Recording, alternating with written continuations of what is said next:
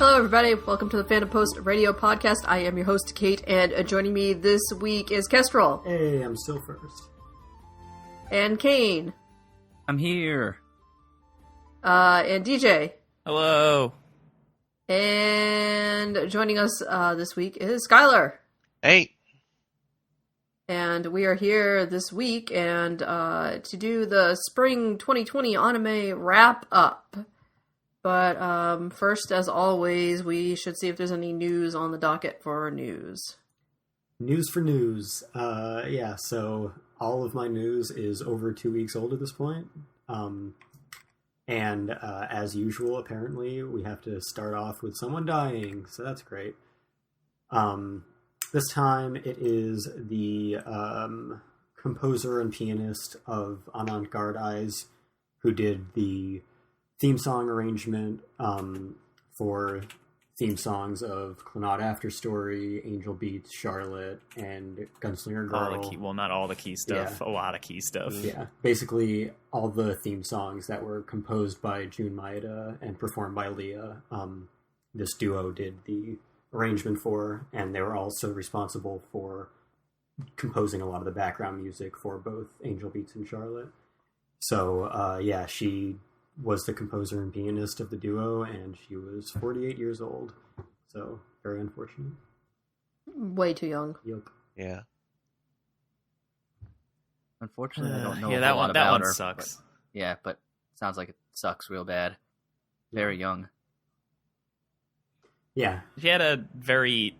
They had a unique sound that nobody else really could, I guess, recreate. I don't know. There's a certain feeling that comes with the Avant-Garde songs that's just like, yo, I feel like you're transporting me back in time right now, and it's weird, but that sucks. Yeah. What shows or movies did they work on? Mostly key stuff, so Angel Beats, Charlotte, Clannad. I think it was just After Story, though. Yeah. And also... and then, like, a couple other things. Gunslinger Girl, the second season.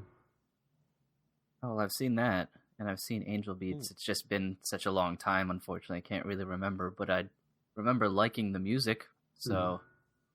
Yeah. The same. Yeah, I just rewatched Clannad After Story like a month ago, and that's opening is still one of my favorite songs. It's so good. I loved the opening to Charlotte as well. Yeah, that was an interesting song. It was so good and so weird. Yeah. It had like the same mood as the After Story opening. Mm-hmm. Obviously, a lot less sentimental because we do not have nearly as much attachment to the characters in Charlotte.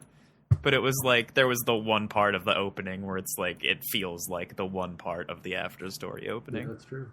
Where it's just like everything slows down but also speeds up at the same time. It's weird. Yeah, and of course, what's it called? My Soul Your Beats. Do I have the order right there? Mm-hmm. Yeah. Of course, that's an extremely iconic opening. Oh, it's so good. Yeah. It's like the first, like, 4 notes. Mm-hmm. So recognizable. Yeah. All right. So hopefully this trend does not continue. Yeah, let's hope nobody dies in the next 2 weeks. Yeah. Next piece of news. So The Promised Neverland ended. That was a thing that happened kind of suddenly. It was kind of in its last arc for a while, but I don't think anyone really expected, like, the week before that it would be ending the next week. But anyway, that ended, and right around the same time, it was announced that it's getting a live-action adaptation by Amazon. Oh. Yep. I did not hear about this. Yeah. Near that one.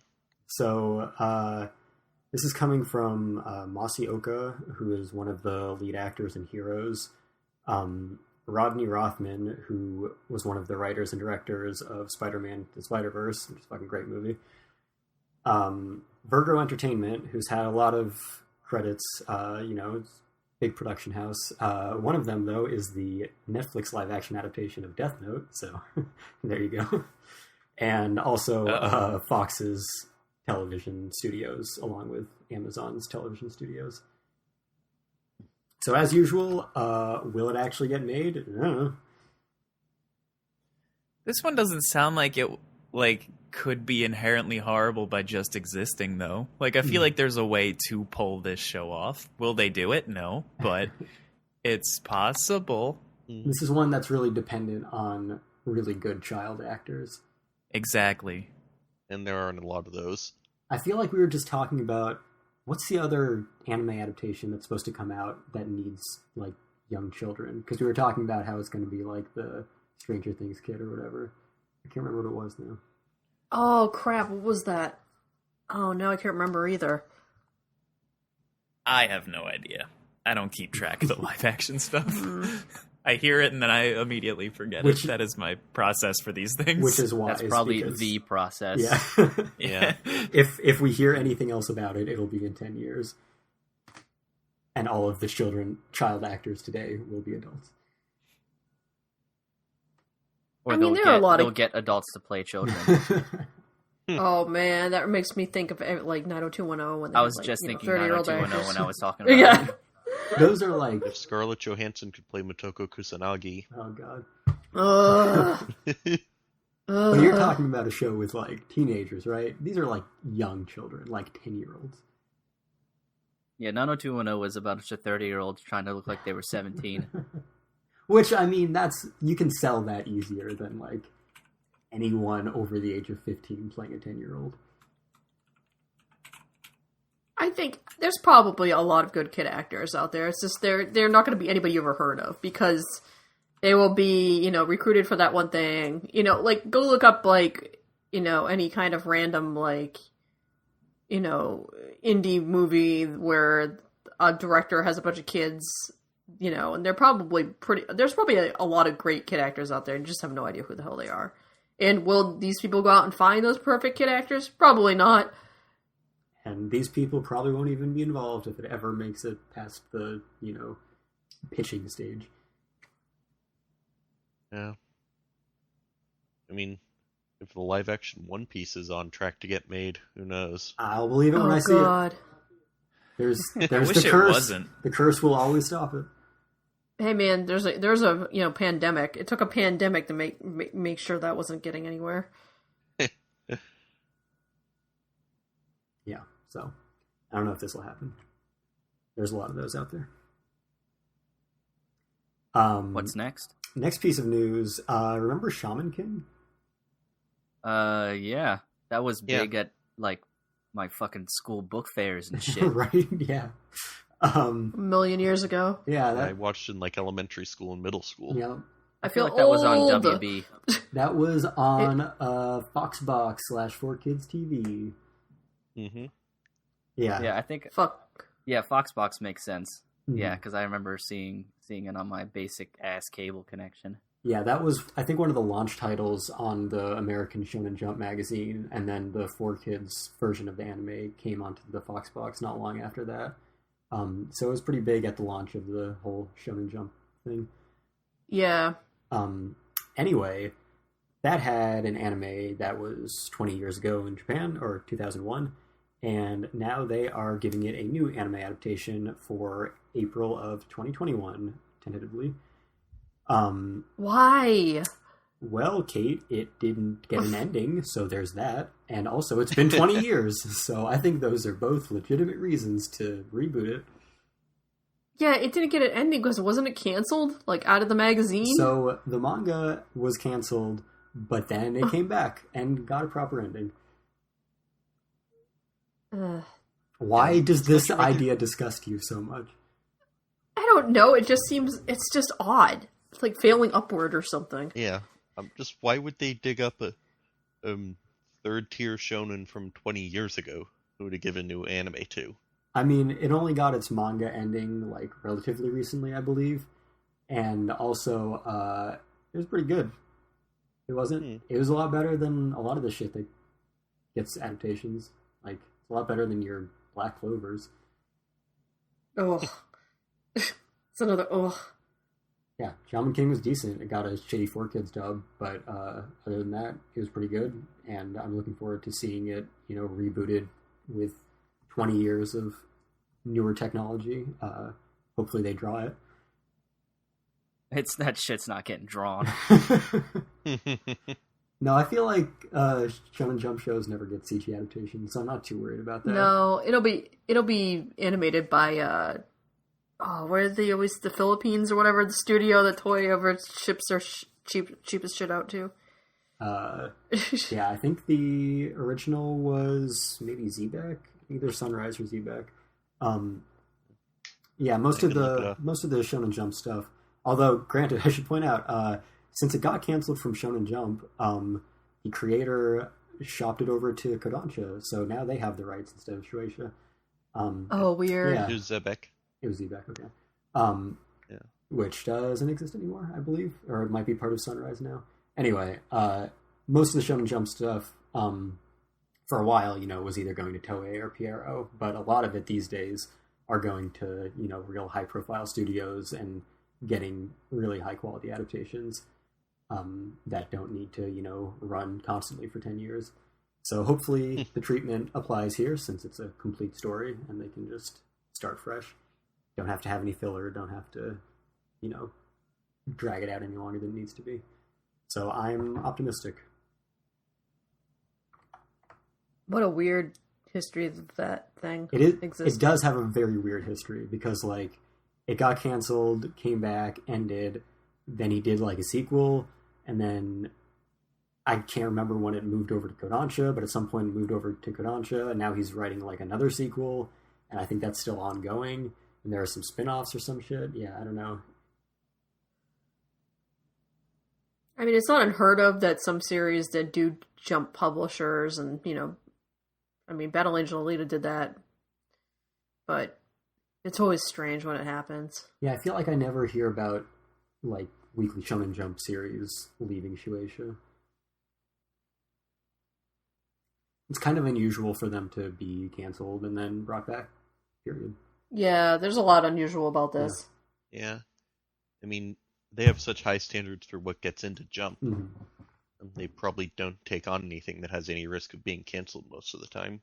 Yeah, a lot of stuff, especially now that we're pretty much getting all the new Jump series as they come out, it's easy to see how many series, don't cut it past the first, volume or two. Yeah. But for them to come back after is pretty rare. Yeah, as you were saying that, it reminded me of, I guess, the new-ish, or at least at the time, the new project by the person who wrote Kuroko no Basket, the one about golf. It made it 3 chapters. Really? Granted, it sucked. So, yeah, but it made 3 chapters. Maybe 3 volumes. I remember that being in there for a little bit. I don't know if it's by volumes, but at least there's only 3 of whatever you can read. That must be volumes. And it's about a guy who can golf, and then there's a time skip, and then he's really good, but there's no explanation about anything.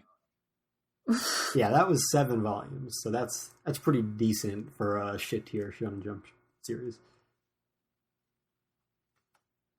It was not very good, at least I thought. I was like, I don't understand anyone's motivations. I don't get how he gets so good when all he's doing is just gripping fucking printer paper like a golf club. Yeah, and he was literally just a robot in personality, and that was the name of the series.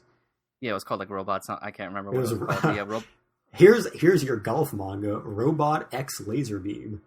Yeah, that's it. And I was like, oh, it's by the person who did Kuroko's Basket. This should be pretty good. And then I was reading it, and I was like, this sucks. Everyone's favorite down-to-earth golf manga, Robot X Laser Beam. Just wondering why they thought a golf manga would be a good idea. I guess they figured, this guy had a very successful sports manga before. Let's give him another shot. I think a golf manga can be... exactly... A golf manga can be fine if they can do very successful, sports manga and shows based off of other, very kind of not exciting things. There are several baseball ones. I'm a baseball fan, and baseball only gets so exciting before you have to start switching shit into God mode. Which is what this golf manga did almost immediately. Not as God mode as Kuroko, though, where it's just straight not up as Super God mode as Saiyans. Kuroko. And not as God mode as like Prince of Tennis, where Yeah. you have people hitting shots that cause the other player to see the evolution of the planet. Is that actually a thing that happens? Yeah, one of the Oh characters my hits a God. drop shot, which is just a shot that goes a very short distance and then doesn't really bounce. He hits such a good drop shot that his opponent sees the extinction of the dinosaurs. It's fucking As one nuts. It's absolutely insane. But, I mean, a golf thing could be good. There was a pretty successful golf manga and anime quite a long time ago called, I think, Dondo, about a kid who yeah. plays golf to try and find his, like, long-lost mother, I think, one of his parents. And he was playing baseball at first, and then he got good at golf, and then he was using that as an outlet to get famous enough to find his parents. And that had some Dragon Ball Z-esque things going on with it. But it's See, it possible. sounded good until like that part. Yeah, So I was like, oh, that sounds like a nice realistic character drama. it And then you're isn't. like, and Dragon Ball Z. It isn't. Okay, You never mind. you have people doing like golf shots where they hit a shot in the middle of a fucking tornado, and the ball comes out perfectly on the other side, like they planned the whole thing. So there's definitely some Dragon Ball Z elements to it. I think it's also pretty old. I want to say early 2000s, maybe. Yeah, Like I the think art style, the art style's pretty dated. Yeah, it looks pretty 90s to early 2000s. Yeah, but that was all right. Yeah, there's a But, fine yeah. art to ridiculous over-the-top sports anime. You can't start with the Dragon Ball Z shit. You got to kind of gently roll into it. If I see any sports show starting the Dragon Ball Z shit right away, then I know that they have no idea like how they're going to do any sort of character development. Mm-hmm.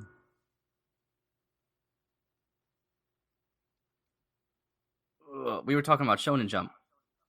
Anyway, Jump. yeah, so that's Shaman King. It's coming back next spring, hopefully, and I'm looking forward to it. That's all I got for news. All right. Cool. So, the spring 2020 anime season, such as it was, has come to a close. And everybody's lists are actually, you long series people that have a million shows you're watching every season, these are short lists, guys. Yeah, Yeah, well, we didn't really have much to work with. exactly. Yeah, a lot of the big stuff got canceled. Yep. Even Well, they're delayed it. yeah, ongoing shows like One Piece and Conan were both off all season. And not Hey, much the only else. thing that would finally put a pause to the One Piece broadcast schedule. Yep, what it takes. It's coming back, I think, this weekend, though. Yeah, I think you're right. Are like the shows that are supposed to air next season, are they actually going to air? Or are we just like hoping that they air? I think we're hoping that Yeah. they air. Ugh. I Nothing. don't know what the I status can't of handle that is another anymore. season of this. Nothing is definite at this point. Like, Great. if the last episode of Kaguya Sama doesn't air in 2 days, I won't be surprised. Oh no. Just delay the last episode. Yeah. Episode 11, though, I'm cool with it ending there. Oh, That it was was fucking so good, awesome. yeah. Oh my god, that's probably the best episode so far. Yeah. I think this season was actually for me a blessing in disguise because I could catch up on a lot of stuff that I keep saying I'm going to watch, and then I don't because I keep getting what's it called, FOMO about shows. Hmm. Like, well, if I know this show's really good and I want to watch it, but what if there's a new show that comes out that's just as good, and then that cycle just repeats itself over and over and over again, even if the shows that are coming out suck. Yeah. So this season was kind of a blessing in disguise. Yep. No and new shows. personally, I haven't even bothered to look at what's supposed to be airing yet. I'm looking at it right now to see if there's anything I'd be excited about in the first place. It's like Two most, shows I was looking most forward to this season Yeah, most- are still supposedly coming out next season. most of next season Yeah. is just spring 2020 take 2. We'll try this Ah. again. Yeah, there's second season of Fire Force. Yep. There's a Decadence. That could be good. If I have to wait Zero. an extra 4 months for Origairu Season 3, I'm going to throw up. I can't wait anymore. It's been like 86 years. Roughly, yeah. No, there's only like 17 shows airing next season. That's not surprising. And a lot of it is stuff that was supposed to air this season. Yeah. Wacky Racers is coming back. That's going to be great. I remember when this season started or was about to start, animators on Twitter were like, "Yeah, guys, don't expect there to be a summer season." So, if anything, 17 shows is good. I'll have 4 to watch. I think I counted. Yeah, it looks like 4. Yeah. God of High School is supposed to be good. Yeah, that's another Crunchyroll adaptation of a manhwa, right? Mm-hmm. Yeah. That sounds like it could be any show ever created. What? I said that title sounds like it could be literally any anime ever created. Yeah, and the first line of the synopsis sounds like it also could be any shonen anime that's ever been created. Oh, Jin Mori has proclaimed himself the strongest high schooler. Oh, man. I mean, I'm in. Fighting tournament to seek out the best fighter among all high school students. Jesus Korea. Christ. Mm-hmm. Yeah. I mean, okay, yeah. I love a good tournament style kind of deal, so I'll probably It literally watch it. starts in the middle of a tournament, though. Like, that's not... I feel like that's something you gotta work up toward. You can't just Well- jump right to the tournament arc. That's just giving up. Maybe they're going to do it like Quentin Tarantino style. They're going to start in the middle of the tournament and then jump back before and then finish the tournament later. That could be. And Like, maybe media that's how they're res, or whatever it's pronounced as. I don't know if there's a weird French pronunciation to it.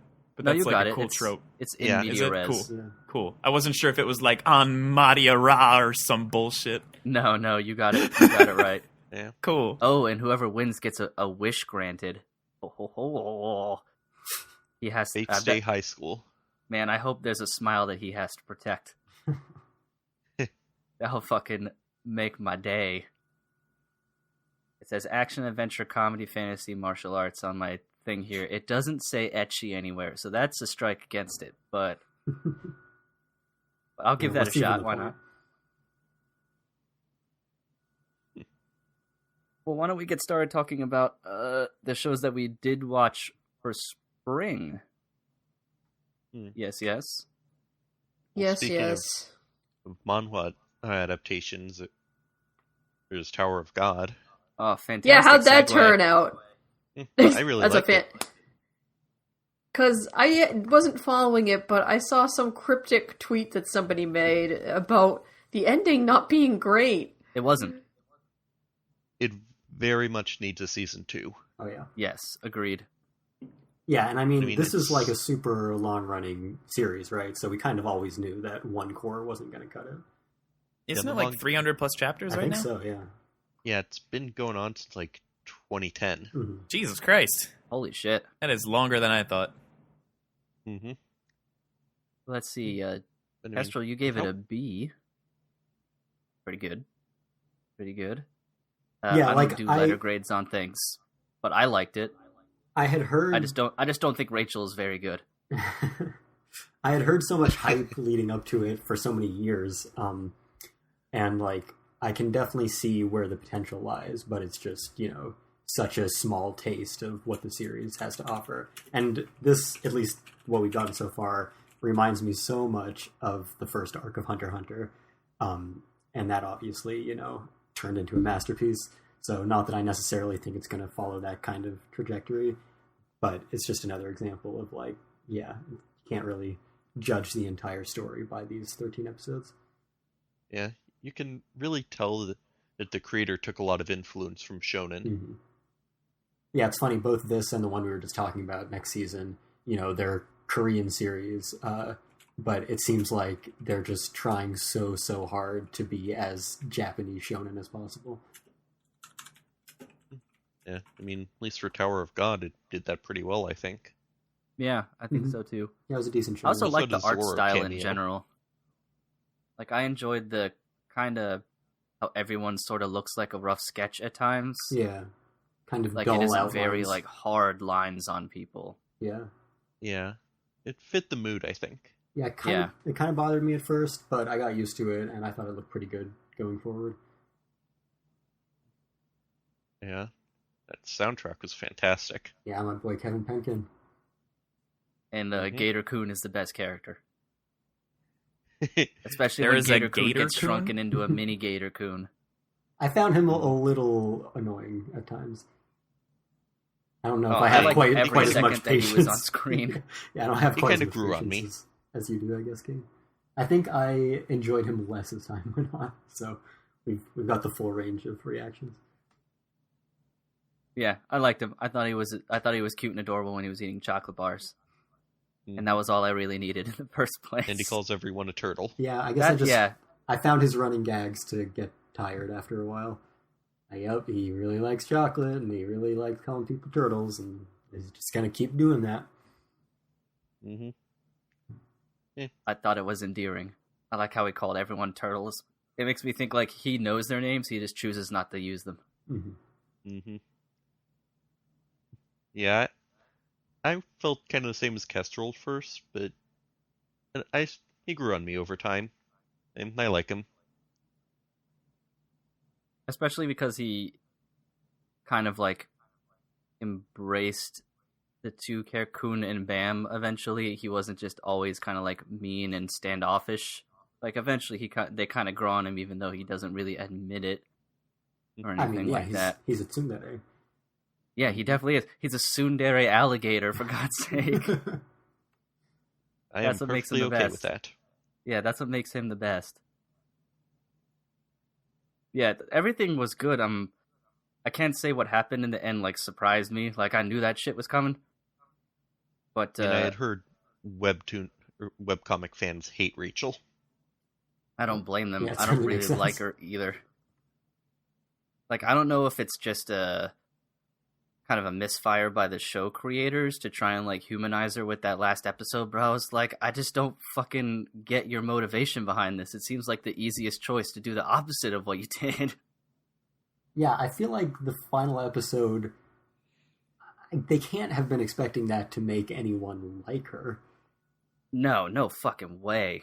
Because it was just all like, yep, this is the worst choice you could have possibly taken. It was entirely selfish, and you betrayed everyone's trust, and there has been no repercussions yet. Also, her Yeah, reasoning is just super kind of nebulous. Like, Yeah. I want to see the sky. Cool and great. Like, is that literally what you want? Or what are we talking about here that you're willing to, go to such great lengths to fucking do? Not to mention her, like, staring up at the sky and then doing, like, an evil maniacal laugh. I was like, ugh, no thanks. I like the way she was written. Don't like her, obviously, Yeah. but I like her as a character, not as a person. Yeah. She's cute. I just looked her up. I like her. It's just hard to leave it off at that point because, there's no comeuppance, there's no justice. It's just like, man, this is super, unsatisfying. Yeah, I'm willing to give it a chance because it's almost guaranteed to get another season. Right. Way too popular not to. Yeah, I'll definitely keep watching it. I'm looking forward I to am it. surprised that Kun wasn't able to, like, sniff all this shit out, because he seems to know everything all the time. Right, I was expecting That's the what I same was thing. Yeah. But he Yeah. seemed duped by her as well, which kind of feels a little off character, because he's Well- naturally kind of been skeptical of people. He kind of alluded to that at the very end. And he might figure it out later on. Yeah. He might not know the Yeah. details, but he kind of seemed like he knew the deal. It I couldn't seemed tell like if he was saying that because he suspected something, or he's just mad at what happened and feels that she doesn't deserve to be there based off of the fact that, like, what he knows about her, not that he thinks any foul play has happened. Just because he always knows everything, I just assumed that was the case, that he was skeptical. Right. everything always goes exactly as he planned. Right. Yeah, I'm excited to see what his clone is up to. Kun 2. mhm. Electric Boogaloo. Because I'm assuming they're related in some way, shape, or form. They look almost exactly the same, sans a haircut. Yeah. And I think all these webtoons, they're like available in English on the website and always have been, but I don't think any of them have physical releases. So I'm hoping that some of these big Crunchyroll adaptations give them physical releases, because I'd like to, start buying these and check them out that way. I'd always heard so much about the Tower of God manhwa and knew that it was available, but I just don't really like reading online if I don't have to, so I was hoping we'd get some sort of physical release, but I think so far nothing's happened. Well, I think the issue is Crunchyroll doesn't have the distribution network to do physical releases that often. Yeah, I don't mean from Crunchyroll. I just mean a lot of times when things get big anime adaptations, the manga will get licensed if it wasn't already. Yeah, it's funny. Yen used to actually release a lot of manhwa, and they don't do as much anymore. Maybe it didn't sell. It probably didn't, but there was a point back in the day where maybe they'll dip their toes back into it again now that there's popularity involved. Right, did any of the ones they release have big anime adaptations or anything? No. Right, so I think there would be a lot more motivation now. It's like the light novel market before, big booms of 2006 and 2012. Yeah. Yeah. But it was very early on, they were, both Yen and Dark Horse used to release a considerable amount of manhwa, and they just don't anymore. So.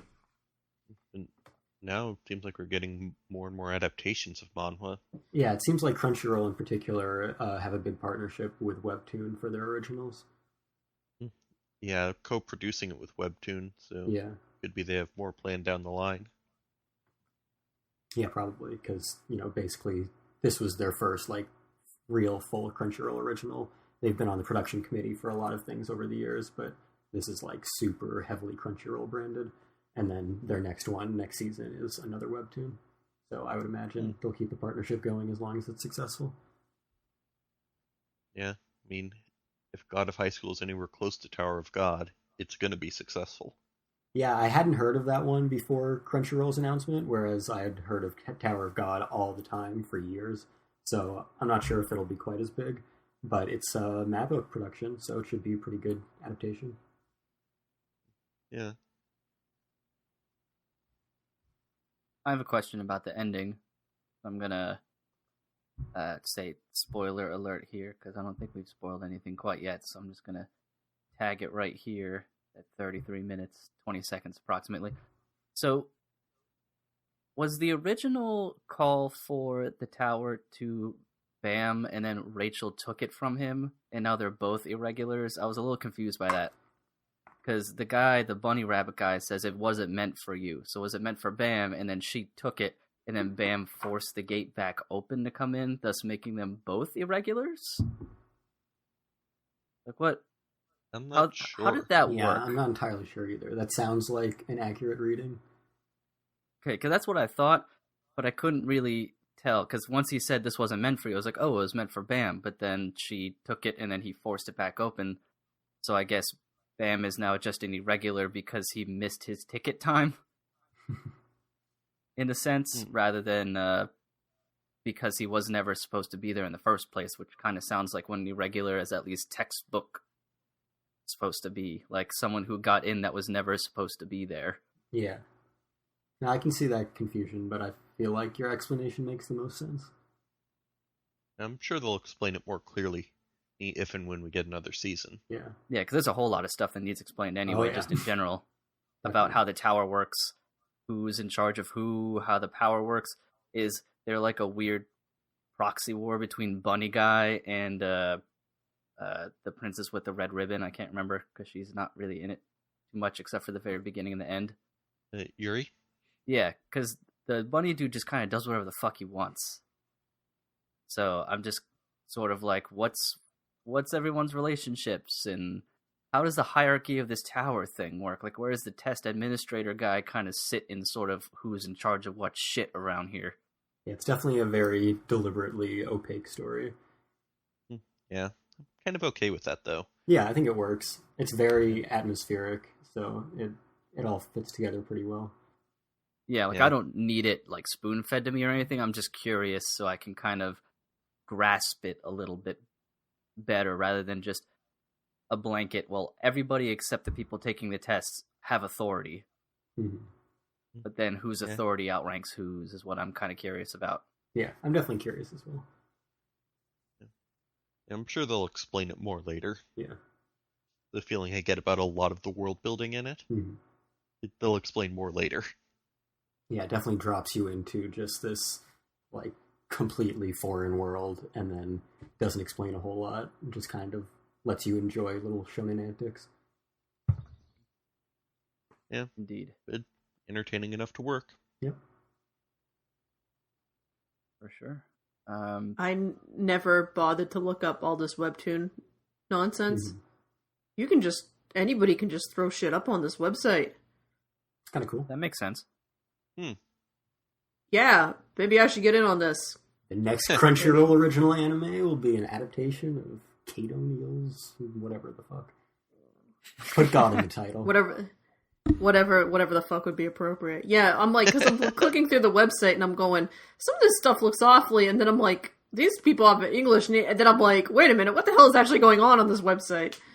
And then I clicked on the Creators 101 tab, and I'm like, oh. Yeah, it's pretty cool. It's like Patreon integration, ad revenue sharing.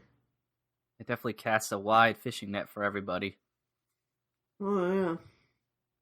Kate, you should draw the manhwa adaptation of Lessons in Love. Oh, no. That would be fascinating. I'm down.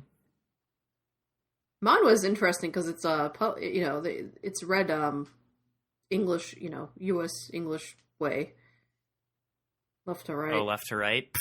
Yeah. I can't read I'm like, even what is American that? comics anymore I because know, I just same. instinctively go the Same. other way. Yup. Yeah. I get confused, like, because sometimes you'll I'll open up a comic strip or something on Twitter, and I'll be like, which way is this supposed to be read? You've got to figure it out first. Yeah, like, wait, which way does this do these panels risking make sense? reading the no last sense. panel. Yeah. Mm-hmm. Do manga like physical volumes still come with that whole like, hey, you're reading it the wrong way Most page? of them, yeah. Yeah, let me check. Hold on. Let me look. Do they? I don't feel like any of mine have that. Maybe it's just like the ones that skew younger. Yeah, it might be. This doesn't. I read a lot of Umineko just has like cute lesbian stuff, and that's not really the thing they market Umineko, to young no. kids. Carnival. No, let's see this one. Ugh, I'm just grabbing what I have available sitting on my desk, which Yeah, is I don't printing think my off as volume Wodakoi 2. volumes do anything either No. in regards to that. Yeah, it's like at that No. point you're reading a series with otaku in the title. You better fucking know what order to read it in. That'd You're be a into- weird place to start Yeah. for somebody. The 3 Yen Press titles I just grabbed did not have it in their books. Viz still doesn't. Yeah, have I some was gonna of say their maybe stuff. it's just Viz or maybe just younger stuff. I don't know. I think Yen gave up. They're like, fuck it, people know what they're in for. It's like, this is volume 10, you know what you're getting into. If you've made it to the final volumes of Umineko, you are in too deep, If you make it like an hour into Mineko, you're in too deep. pretty much. I say that as someone who has absolutely no experience with Umineko. I just know. It's a lot of girls running around in their panties and murder. Yeah, that sounds like a Yukishi 7 thing. Right. Yeah. Umineko is basically what is that? A classic mystery thriller. Then there were 12 or then there were none. Then there were none. It's that. I don't all know over Kiss that. the again. Girls. Sure. No, it's definitely not Kiss the Girls. I was just making a vague movie reference. Could be. You don't know. I don't know because I haven't actually seen that either. Anyway, what other shows happened this season? I watched a mediocre show about girls that played baseball. Sounds like something. Is we that do. the one at number 5 on your list? It's number 5, yeah. I'm still waiting for like the first girls playing baseball show that's also good. Mhm. Because I feel like this is like the 5th one that I've tried, and just all of them are very poorly animated, and this one is no exception. In terms of like content, it was fine. It's normal, like fucking the baseball club is gone. Let's get it back together with a bunch of people that have never played baseball before, but were like actually kind of good at baseball. So that's the plot, and then they like get to the fucking nationals and stuff because it's the plot, and it just doesn't look good. It just doesn't look good at all. Sounds like the most Mick anime plot ever. It's every girls playing baseball anime. That's every single one of them that I've watched. Every schoolgirl's doing anything anime. Yeah. Why are all the baseball clubs getting disbanded? All of them. Yeah, I don't get that either. It's the exact same story. Because the only girls' baseball shows that I know of are Princess Nine, which is You mean pretty good, Cinderella and- 9? Yeah, sorry, Cinderella 9. Well, I think there's a Princess 9 too, actually. There probably is. Yeah. That sounds like another baseball show. That sounds like an anime. Are those really Cinderella both- 9 was okay. Cinderella 9 is probably my favorite girls playing baseball show, but it has the exact same plot as the one that I just described. Yes, Princess Nine is also a baseball show. Oh god. Those are both anime about girls playing baseball. Wow. Yeah, the only one that I have seen with any sort of recency is Taisho High School Girls Baseball. Which, if you want like a comedy kind of thing, that's pretty good. It's also about a girls' baseball. Well, it's about a bunch of girls who want to form a baseball club, but their school is like, no, you're girls, you can't play sports. And of course, they kind of can't in the beginning, but they do learn to play baseball, and some of them actually get pretty good at it. And then at one point, they stalk the streets at night, finding the pitchers for all the boys' teams, and then challenging them to at-bats in the middle of the street. That sounds cool. That's a fun arc. That's better than anything that happened in Tamiyomi. That was a really fun arc, because they call their bats, like, dumb samurai sword names and shit. This sounds solid.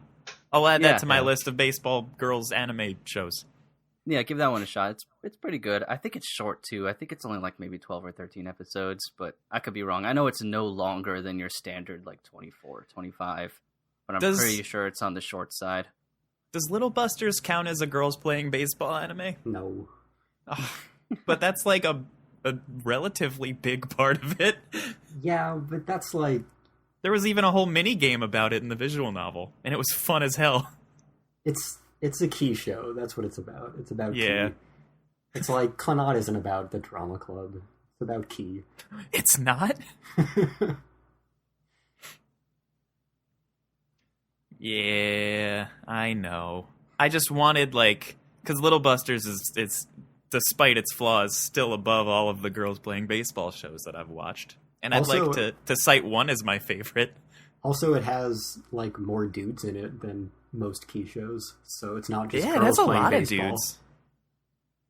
Like half and half. In all honesty, the bros were, like, probably my favorite part of Little Busters. Did you Yeah, so- play the visual novel or only watch the anime? I did. Yeah, okay. No, I played the VN. I imagine that's a lot better. It's so much better. It's, like, not even close. Yeah, I would imagine. And yeah, I didn't play it until after I watched the anime, though. Mm.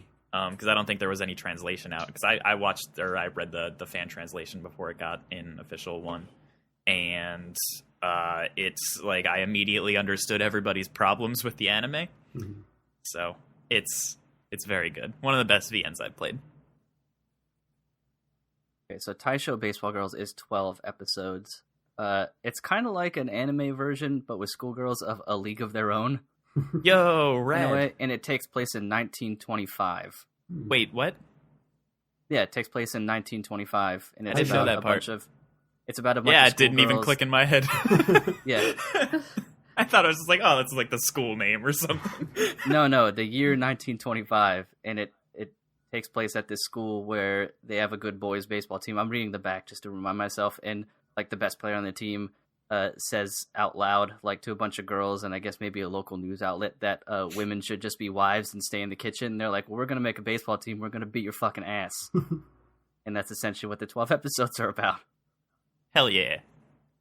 I didn't even realize the Taisho era was still going on then. I thought Showa had started by then. I would not know very much about that, but I can say you're obviously dumb if you thought that, because this anime says otherwise. Yeah, apparently. Didn't we just enter a new era recently? Yeah, last Is year. is Reiwa the one that we entered, or is that Mhm. the one that ended? That's the one we entered. Ray was the one we Okay. entered. Cool. What ended? Heisei. Oh, that's it. Okay, cool. Thank you. They talked about it in Terrace House, and I couldn't remember which one was which. Yeah, so give that show a shot, DJ. You might find some, and it's only 12 episodes. So How's at very the least animation quality though? Because I'm looking for something to break the streak of just poorly animated girls baseball shows. I honestly cannot remember. I want to tell you that it's not, at the very least, not Show bad. Baseball girls. Which studio did this? Let's see. I think it's JC Staff. Okay, like a they're JC Staff show. okay sometimes. They're Yeah. inconsistent. Their stuff isn't usually awful, though. Yeah, it's JC Staff. Okay, yeah. This So. looks fine.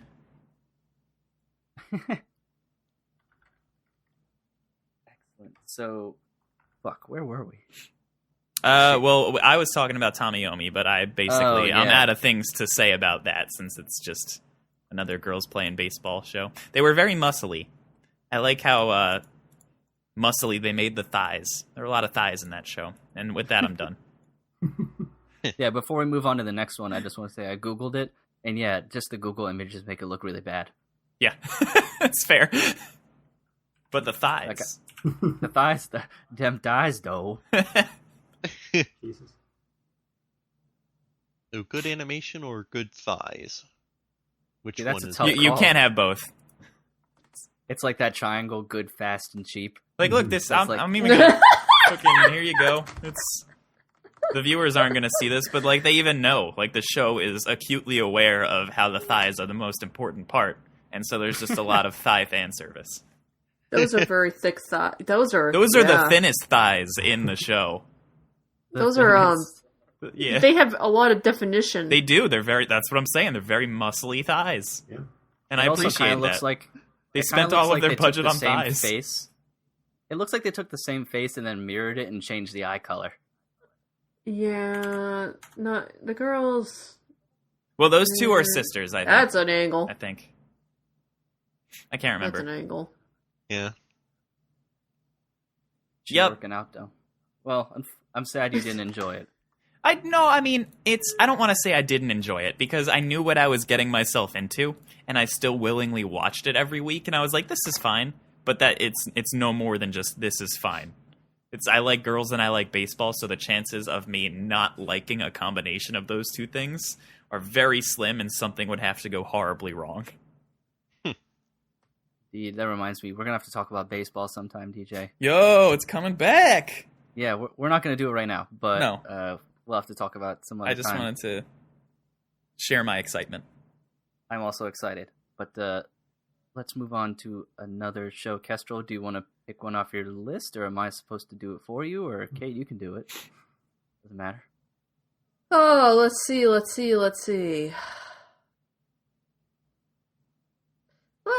talk about Villainous. Something good to talk about. Yeah. That show was fun. Yep.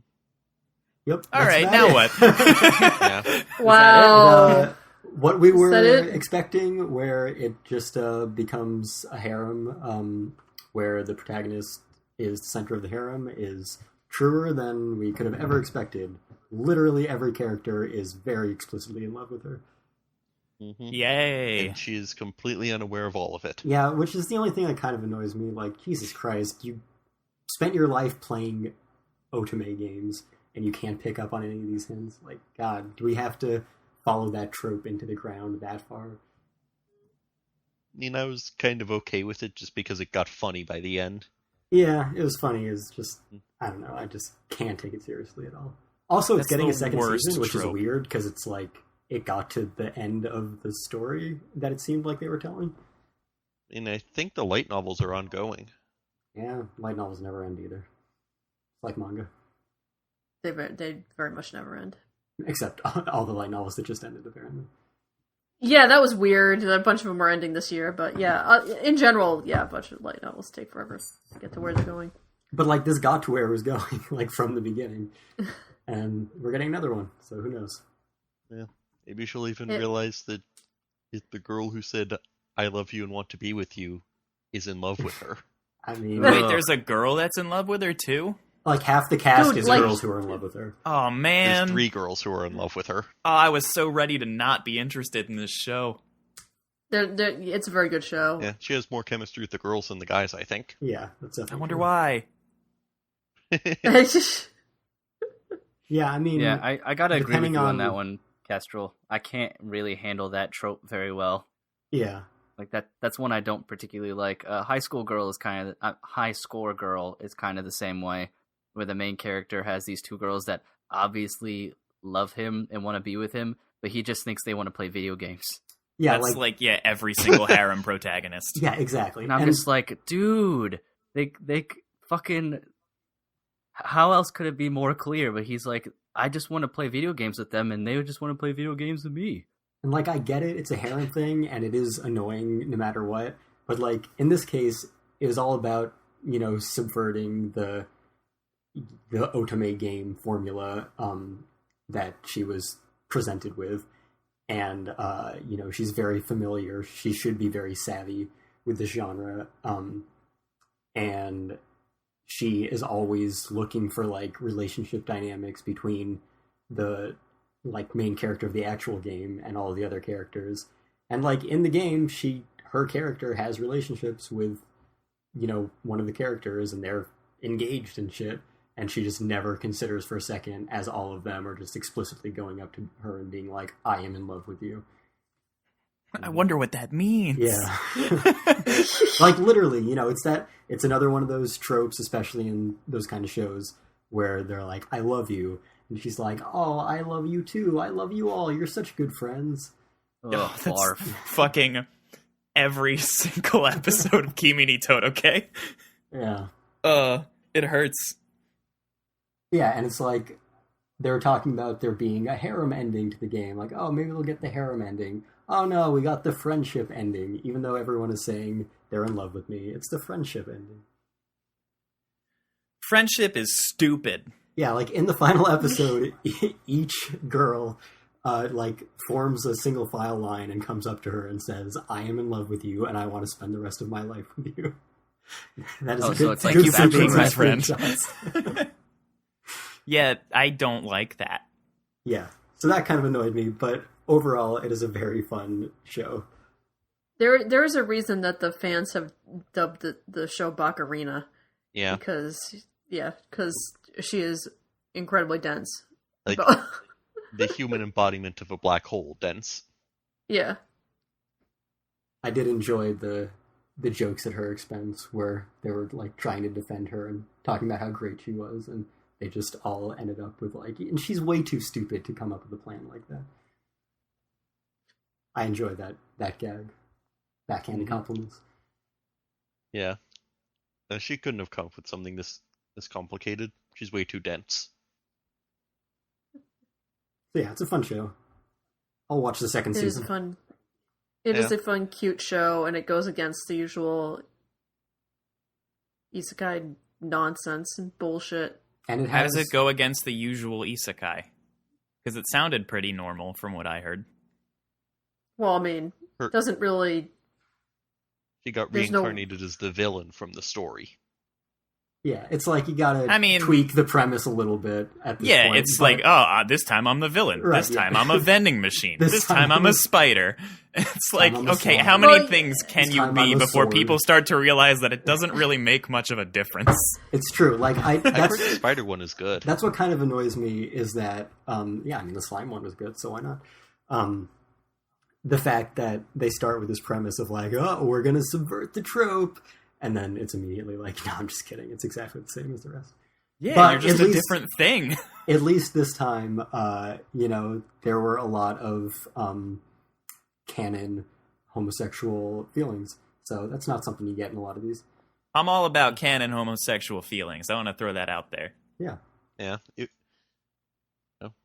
it was very upfront about that. Yeah, exactly. So that's cool. Like, just from the screenshots I posted. Right, exactly. Did you And, post like- lesbian stuff? Hold on. She, Ah! she wasn't even like the most explicit about it. The other two girls basically spent most of their role in the series just talking about how in love they were.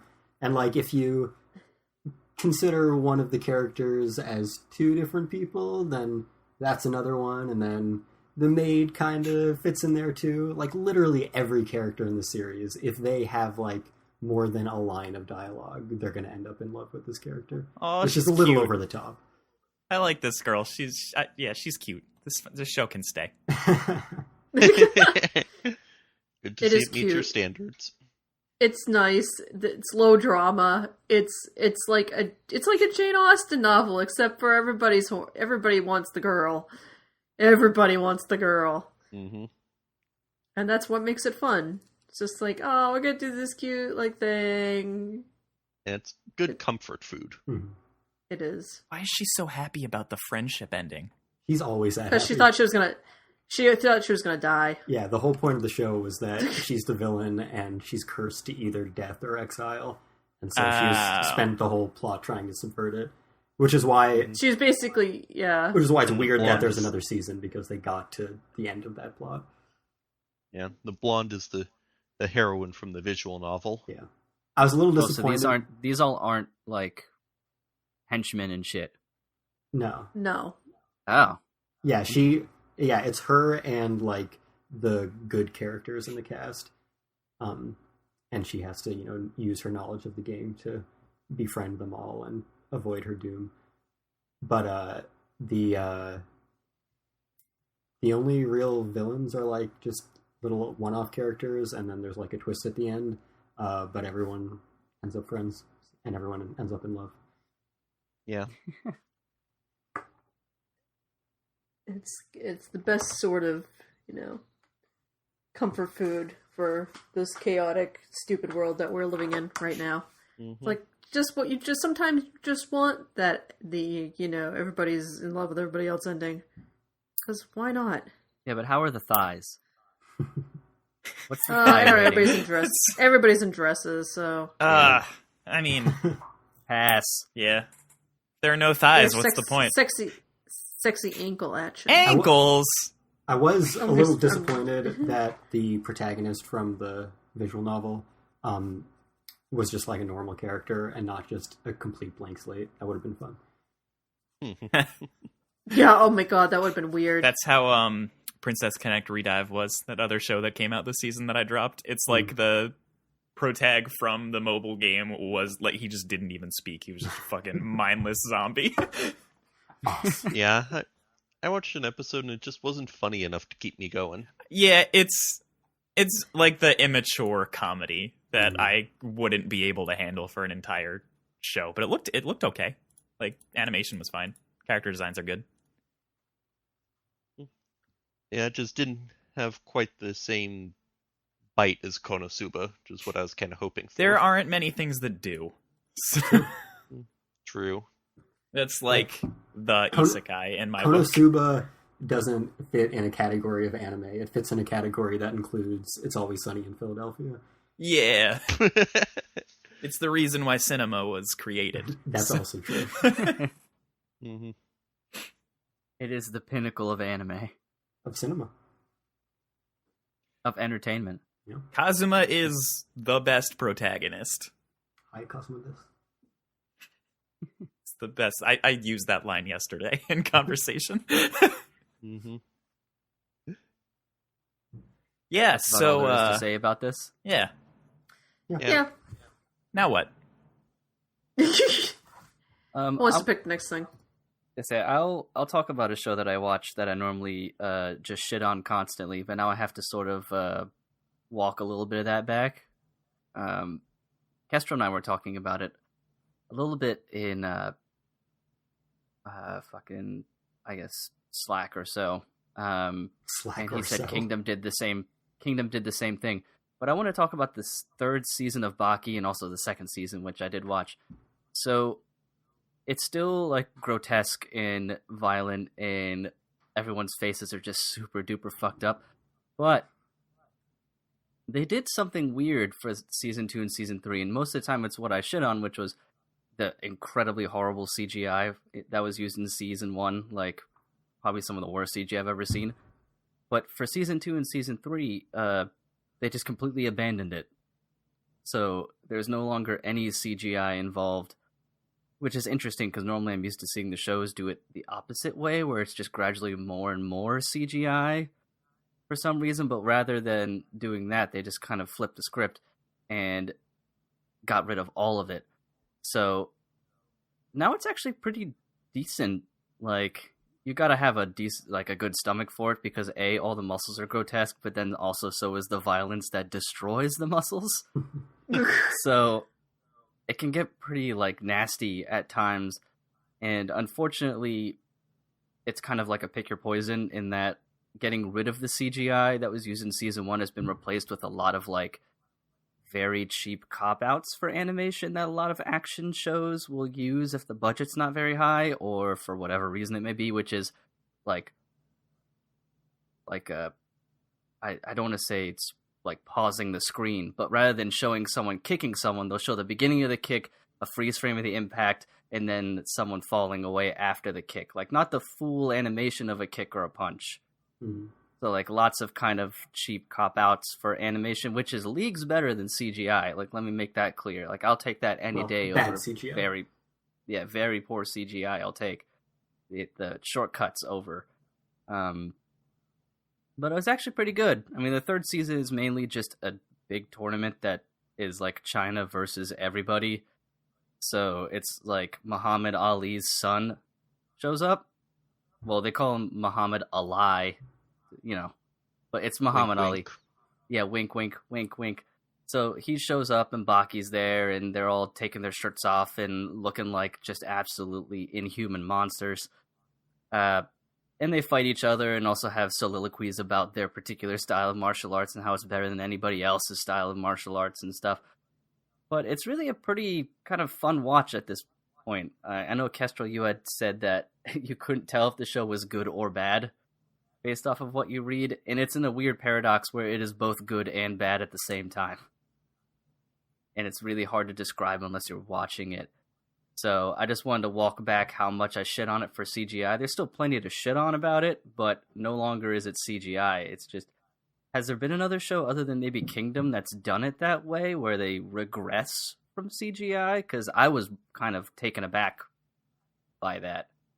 Yeah, I mean, especially since it's a Netflix show, and it seems like 90% of Netflix shows are CGI based. they do really like that, like both for licensing and originals. Yeah, I mean, Kingdom obviously came to mind because that was the season until it got postponed like everything else. But it did the exact same thing, where the third season suddenly dropped all the very heavy CGI from the previous ones. But yeah, and the other thing that I had mentioned to you when you were talking about the very cheap animation is like the studio that did Berserk later did a show a few seasons ago called Copcraft, which was all hand-drawn, but it was so cheap, such limited animation. It was all freeze frames and panning and really cheap cop-outs. Yeah, really Cop-outs. crashed after like the first episode or two. Yeah. Cop-outs, yes. Thank you. Wasn't Dave Matranga in the dub for that? Mm. That's all I know about the show. Baki or Copcraft? Copcraft. I don't know which one you were talking about. Yes, he was the lead in Copcraft. Hey.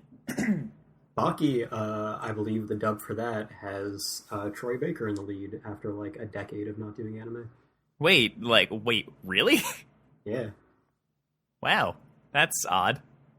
I thought he was too good for us now. I know, he was. How much are they paying him? Yeah, it's weird. It's Was just he like bored? a Studiopolis dub. I don't know. That's crazy. Good for him. I'm proud of him. It's funny Is he because one of supposed to his... Baki? Yeah, I think he's Baki. Huh, weird. I think I mean, like sure, one of his... why not, I guess. One of his early roles back in his Funimation starting days was like a minor character in the original Baki anime. He's a lot shorter than I thought he'd be. Yeah. What? I don't know. I think it's because like I just envision Troy Baker as Snow from Final Fantasy 13 now. Snow is tall as shit. And so when I actually like saw Troy Baker in real life, and he was wearing like a fucking orange felt jacket when I saw him. Like he was like shorter than me, and it just felt weird. Yeah, I mean, when I saw him, it was like 2009, and I had always like associated him with this big booming voice of God, and he was like this skinny little emo looking kid. Yeah. Not a kid, he's a lot older than me, but that was the impression He was I got. a lot smaller than I expected. Yeah. Because like it was, It was him, Travis Willingham, were always like together and stuff, and both of them were at that Anime Boston, and Travis Willingham's like this jacked guy like you'd expect. And Troy Baker was, kind of a skinny little emo kid. Yep. What a guy. Yeah, there's a bunch of pretty decent names in the Baki cast. I mean, the cast is surprisingly large because these dudes beat the shit out of each other to the point where you think they should die, but they never die. They just, they one piece it. They put a couple bandages on it, and then all of a sudden they're better like 2 days later. But, yeah, there's some pretty big names. You got your Steve Bloom, your Troy Baker, Johnny Young Bosch. Yeah, I mean, Johnny Kyle Young Bosch Hebert. is still in everything. Kyle Bear is in a lot of anime. But Liam O'Brien is in there. I don't know how much he does anymore, period. I don't really follow it. yeah, Liam, Troy, and Steve are all pretty heavily in video games and American animation. Like, you'll get Steve and Liam in anime once in a while, but certainly not that much anymore. So it's got a pretty good cast. And yeah, I mean, I'm not surprised to see some of the bigger names, if only because there are so many male characters. Who's the ADR director on that? I think it's Jamie Simone, the head of Yeah, it is. It says Studiopolis. Jamie. There's actually 4 names, but the first one is Jamie Simone, yeah. Mhm. Vic Mignogna was in it, so I'm wondering how they're gonna do that. But Somebody totally different. Vic Mignogna's dead, basically. He might as well but be, yeah. His lawsuit refuses to die. Oh, his lawsuit gonna- is hilarious. Yeah, it's. Oh, he's gonna owe so much money at the end of all this. I guess if Johnny Young Bosch is already in it, then it probably won't be him. But he has kind of been collecting the Vic Mignogna roles. you can do both. Why not? Yeah, I mean, he's Sure. he's an actor. Yeah, just True. change your voice entirely. If Mike Myers He does can have play literally like Mike Myers 6 times in a movie, I'm sure that Johnny Young Bosch can do it with his voice. Exactly. Although he But does yeah. have a pretty recognizable voice. Yeah. yeah. But yeah, I guess if you're really into like kind of really, I don't want to say heavy action because the action really isn't super animated, but I guess if you just like power violence, and very like muscular men, like super. I don't even know if muscular is the right term anymore. They're not even human anymore. Yeah, they're not even human. They're I don't even not. know how. And there's only one female character really. Yeah, I remember So- being very shocked that was on Crunchyroll's like Best Couples Awards. Oh, Baki and Kozue. I assume Baki and the one female character. Yeah, it's interesting in the sense that their relationship dynamic does have some decent points to it, like the misogyny that a lot of the other characters have, and you would kind of expect from a show like this, where it's a bunch of muscular men trying to prove their manliness by beating the shit out of each other. Mhm. He doesn't really share that, and they don't share that between them. He's basically pretty open about it, and he's sensitive to her and things. So it's not a bad like couple and a couple dynamic, and she's able to state her feelings and opinions about just like fighting in general and their constant struggle of trying to figure out who's the strongest and the manliest and how dumb it is. And it isn't just she's being some crow about it. Like, she puts in a lot of really good a lot of good examples of why it's, self-destructive and things like that. So they do give her like a decent soapbox to stand on that doesn't just turn into like a shrill, fishwife or whatever. That's good. So there is that. It's just that when like Muhammad Ali Jr. shows up, he tries to befriend Baki and then walks up to her and she's like, "You're a woman. Your job is to be a woman." And it's like, okay. So maybe that's why, because their relationship is just so like 180 degrees from the attitude of the entire show in general. Mm-hmm. Oh yeah, that picture that's Yujiro. That's Baki's dad. What? He killed Baki's mom and then abandoned him. And then the next time you see him in the show, he's there to high five Baki because he just banged his girlfriend. What? What? Excuse me? Yeah, and he's like the strongest, like, I think they call him the strongest creature on Earth. Not even man or person. The strongest entity on the planet. So he's Kaido. From One Piece. Yeah, just much veinier. Just way veinier. Kessler, you got a pretty good, well, everyone's got pretty good grotesque Baki pictures in the chat, so I don't think I need to post anymore, but they get worse. These are literally not humans. There's no. This makes JoJo look realistic. Yeah, exactly. Oh god. Yeah, there's a guy named Jack Hama that is fucking super duper gross. Like, if I can find a good picture of Jack Hama, which also is a fucking awesome name to give yourself. Jack Hama. I'll find one. Yeah, Jack Hama. But he's big and he takes steroids and like talks about it, which is interesting because nobody else talks about taking steroids. But Jack Hama's like, yeah, dude, I fucking roid up that shit all the time. But at least he's straight about it. Like, I feel that these, like, illustrations aren't even, like, of people, like, I feel like they're, like, you know, like, skinned frogs you would dissect They for look an like anatomy actual class. monsters. Yeah, like these things are Yeah. from some, what's the horror guy's name? Junji Ito. Junji Ito. Some Junji Ito Like, moment. yeah. What's the horror guy's name? Some That's weird- just who he is. He's the horror guy. Yeah. He said that, though, Will knew Yeah, exactly oh, what absolutely. he was talking about. But yeah, it looks like some weird-ass body horror.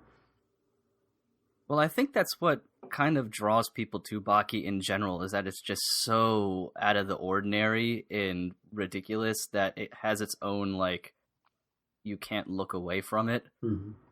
Like, you want to, but you can't, because they just defy all the rules of character design that you've ever heard of. But then it's so just unabashedly in your face about it that they're not like, they don't try and explain it at all. People are just really, they're just muscular because they is. And that's fucking it. So yeah, the picture I posted, that's Jack Hama having that sweet hourglass figure.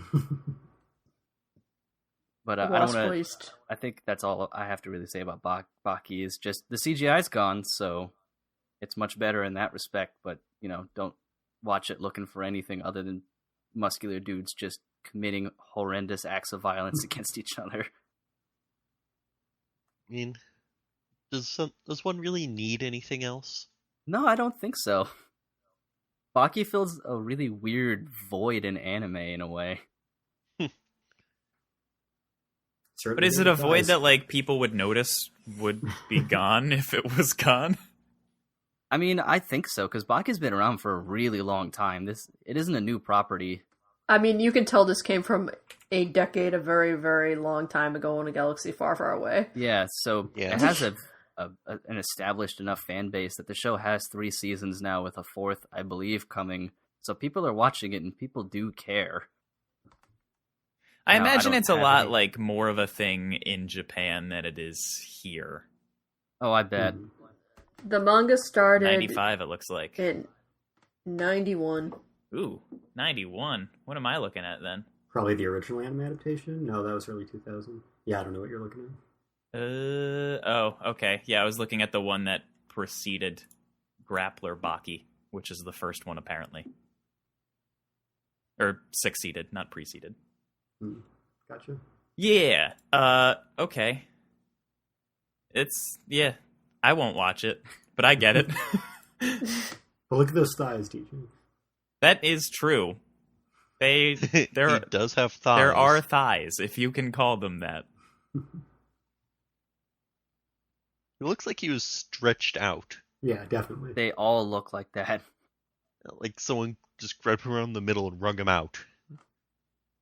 Why is their lower body always so much smaller?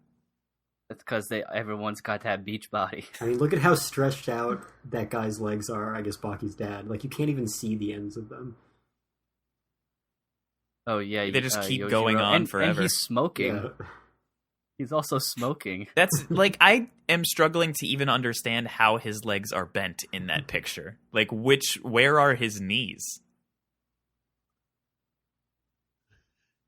That's a good question. I don't It's have an just answer for one you. giant conglomerate muscle. Yeah. Yeah, I do not have an answer for you, but yeah, I think we can safely move on now. I think. We're all horrified. We can move on now.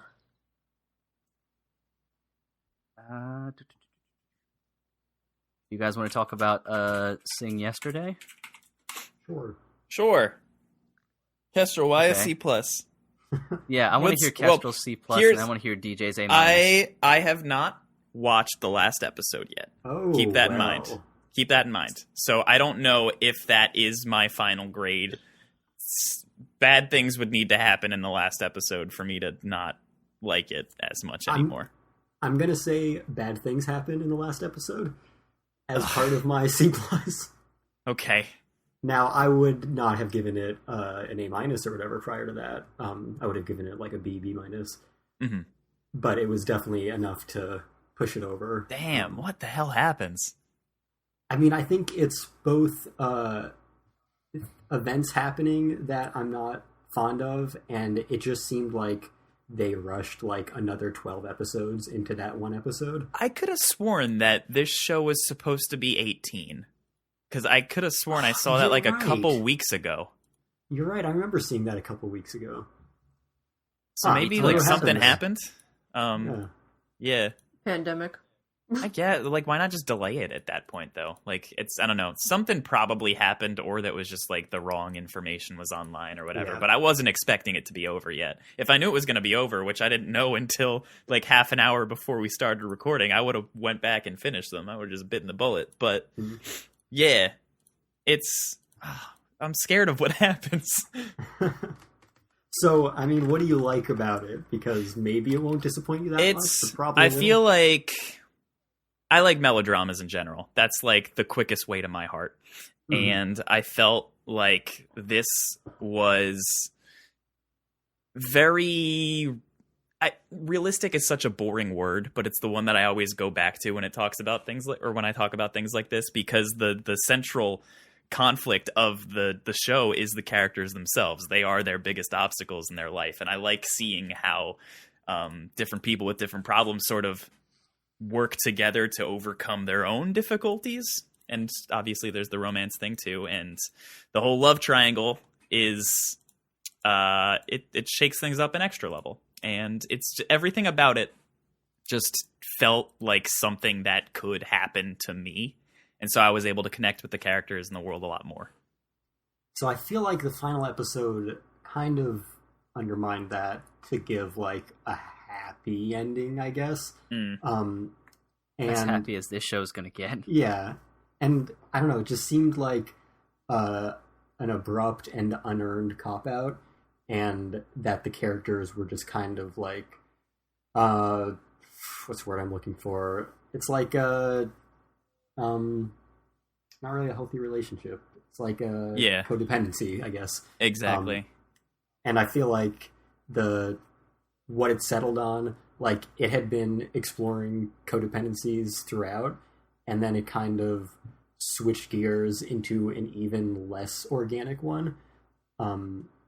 So it didn't work for me. That's worrisome. Okay. Yeah, maybe if it undermines everything that it spent the entire series building up to, that'll definitely change its grade, but I'll have to see for myself. I like what I saw a lot, particularly the fucking Chika Yuzuhara episode. Oh my god, that shit like rocked my world.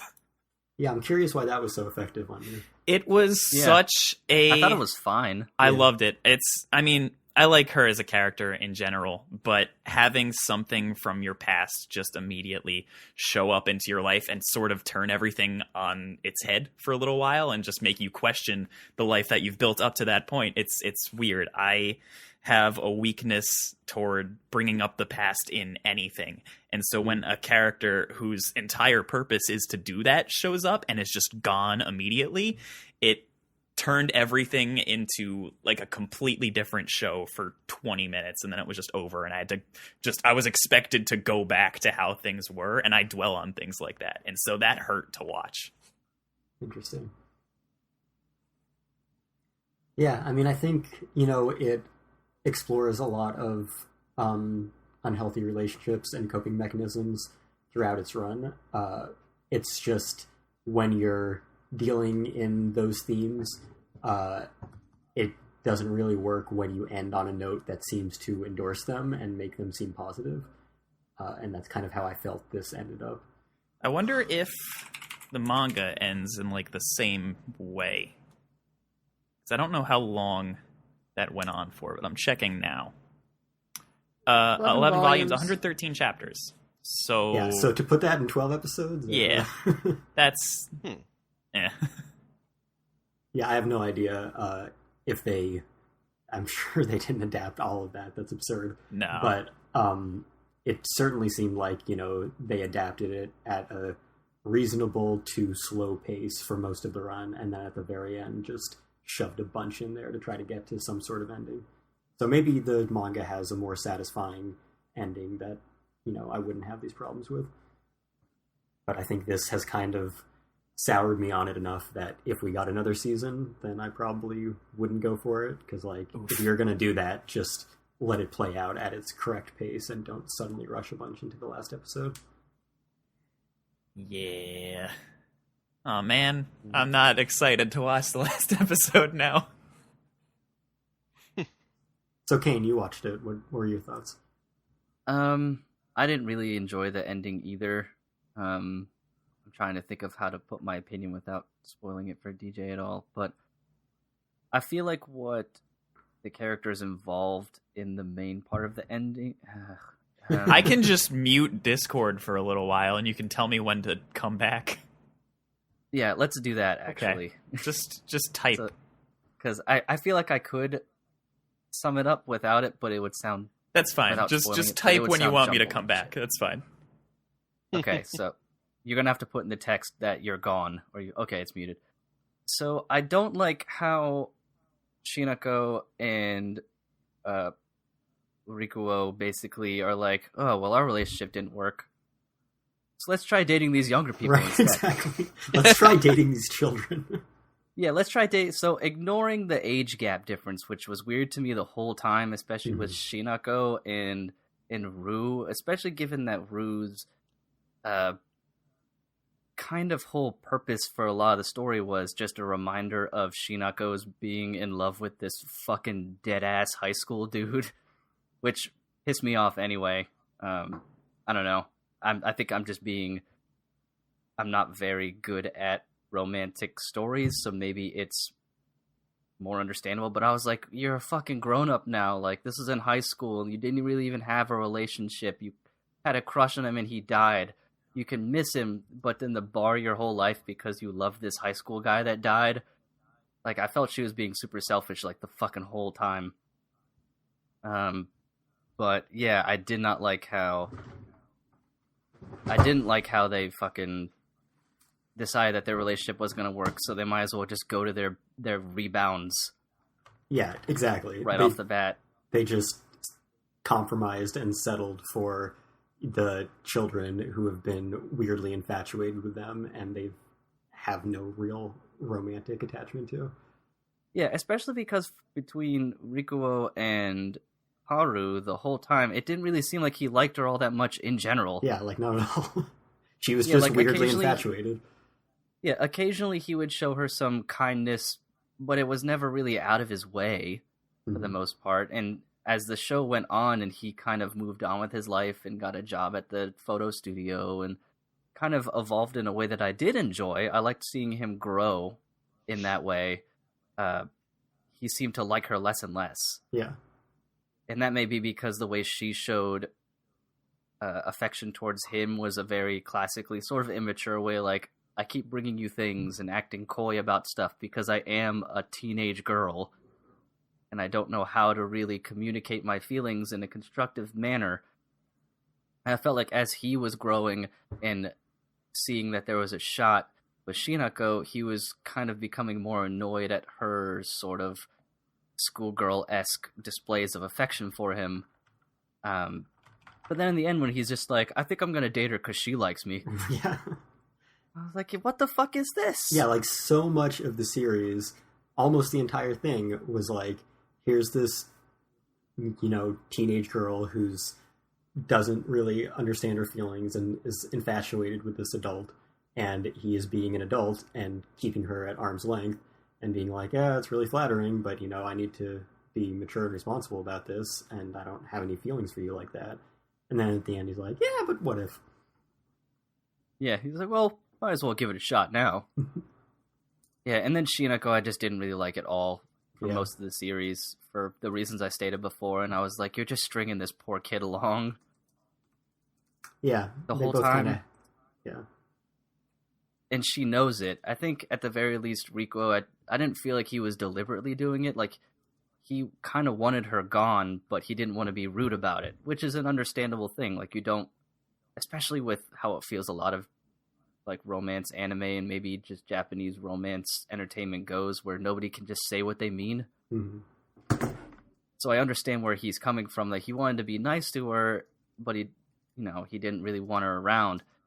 Shinako's, like, deliberately hanging out with fucking Rue's family and cooking for him and doing all this stuff that would only engender those feelings from him, and then being like, nah. All the way up until the very end.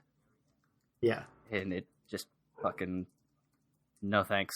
Yeah, like, I would have problems with the turns at the end no matter what, but the fact that they spent the entire series being like, this would be a bad decision to make, and this obviously isn't going to happen. And then all of a sudden they're just like, yeah, but let's do it. Also, I fucking laughed out loud when Shinako had like a mini breakdown because Rue's arm looks like Dead Guy's arm. Yeah, that was I kind of was weird. like, you gotta be fucking kidding me. And she had to leave because she was like, your arm, it looks like his arm. I was like, they're brothers! And they're both slender. Their arms, and people's arms don't look drastically different. Unless So one of them that was a part- Baki character. Yeah, unless maybe Rue's a Baki character and his brother was like a Clamp character. Now that would be Maybe a show. That would be, I would watch that shit. But yeah, I just didn't like the ending. Yeah, I feel like it kind of walked back everything that they were going for. Yeah. Is it cool to bring DJ back in? Sure. Okay. Now that I said my piece. Are we gonna get the shorts? Or are they just gone now? I assumed that we're getting them, and it was just they were listed somewhere where people thought they were part of the series, and so they misidentified them as, 18 episodes. But Okay, because I know we don't have the shorts now, but I can't find anywhere saying that we are or are not getting them. they're probably going to be like on the Blu-rays or something, and like maybe Crunchyroll will get them down the line. Well, maybe that'll help.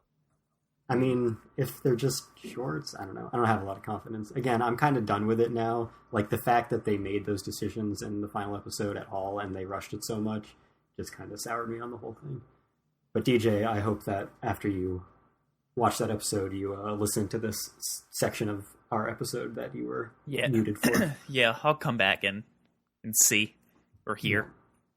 See what your thoughts are compared to ours. Yeah, no, I'm scared. I hate when, like... DJ, is there I hate... is there a relationship that you want to happen? I mean, I'd honestly be fine with either of them. I feel like a Haru ending would be weird, and I don't know. You mean that Haru dates Rikuo? Yeah. That's what you mean? So I don't know the terminology when it comes to shit like that. It's fine. No, yeah, I think an ending where those two wind up together wouldn't make sense. But I don't want to say any more. Right. Yeah, so. Right. And you only have to watch episode 12, right? I believe like... so. It's not. It wouldn't be more than 2 episodes. I can't remember when the show ended. Like, what day did that air? Saturday. This past Saturday. I think just 1 then. Cool. Yeah, I think I'd probably be in between you guys' grades if I had to give it one. So I'd probably put it like a B minus, B, somewhere in there. We'll see if I 'Cause drop I down to also, the B like range. DJ said, I do like melodramas, and I wish we had more kind of this style where Yeah. it was realistic and easily relatable characters. I was Like definitely I related hopeful. to Rikuo, especially in the Yeah. beginning, Same. for sure. So it'd be nice to have more of those, like less melodramas about people who are like already really successful Yeah. and things, and maybe more melodramas about people who are just kind of trying to live their lives. Yeah, I definitely wanted to like the show a lot because I related to Rikuo and even Shinako in some ways at the beginning. Right. So, let's move on. Do you guys want to talk about Kaguya Sama? Which I always do. I do need to watch as well. You definitely That was do. Another one. You would So like if- this show if- a lot, If Kane. summer, if summer's going to be another kind of like rinky-dink season, then I'll probably pick up Kaguya. Now, is this over now, or that's just the second season? Just the second season. The manga's Yeah. still going. I don't think the last Oh, episode nice. of Kaguya-sama came out, though, right? No, Yeah. Correct. There's Cool. still one more. Nice. Yeah, so we touched on it before, but episode 11 is, at least in my opinion, the highest point of the show so far. And Yeah, it's which I think crazy. has happened several times over the course of this season. Like, oh, that was the best episode of the series. Oh, that one was I don't cool. think up until now there was another episode that topped either it was the penultimate episode or the last episode of the first season when things like started to like actually show some emotional weight to them. But now they're like, it's fucking Ishigami's story showed a lot of fucking emotional weight. It was like 6 tons of Yeah. it. And for it to come in the form of his character rather than either of the two leads was super surprising to just see that much poured into a side character. It's if you can even call him a side character at this point, because there are basically 4 main characters now, is how I look at it. Yeah, and so I'm reviewing the show. I reviewed the first one as well. And I talked about this a lot in this last episode where, there have been 4 main characters for most of the series, but Chika and Ishigami are rarely treated as like legitimately fleshed out human beings. They're usually used for gags, and they're great at that. But the development that we've gotten from the 2 main characters and even Miko in like her second or third episode of the series, that was the first like huge 6-ton emotional weight episode. Ishigami and Chika just haven't gotten anything like that. So yeah, it was incredibly rewarding to see it built up over the past couple episodes, and then just episode 11 just dedicate its entire run to just growing Ishigami, exploring him, developing him as a believable human being and incredibly sympathetic despite, all the kind of butt of the joke that he's been for so long. And, he's the easily, like, you don't hate him as a viewer, but he's the hated person in the story, and he's funny for that. But to have a serious story where it shows you just how sympathetic he is and how wrong really all of that is, and examining it is incredible.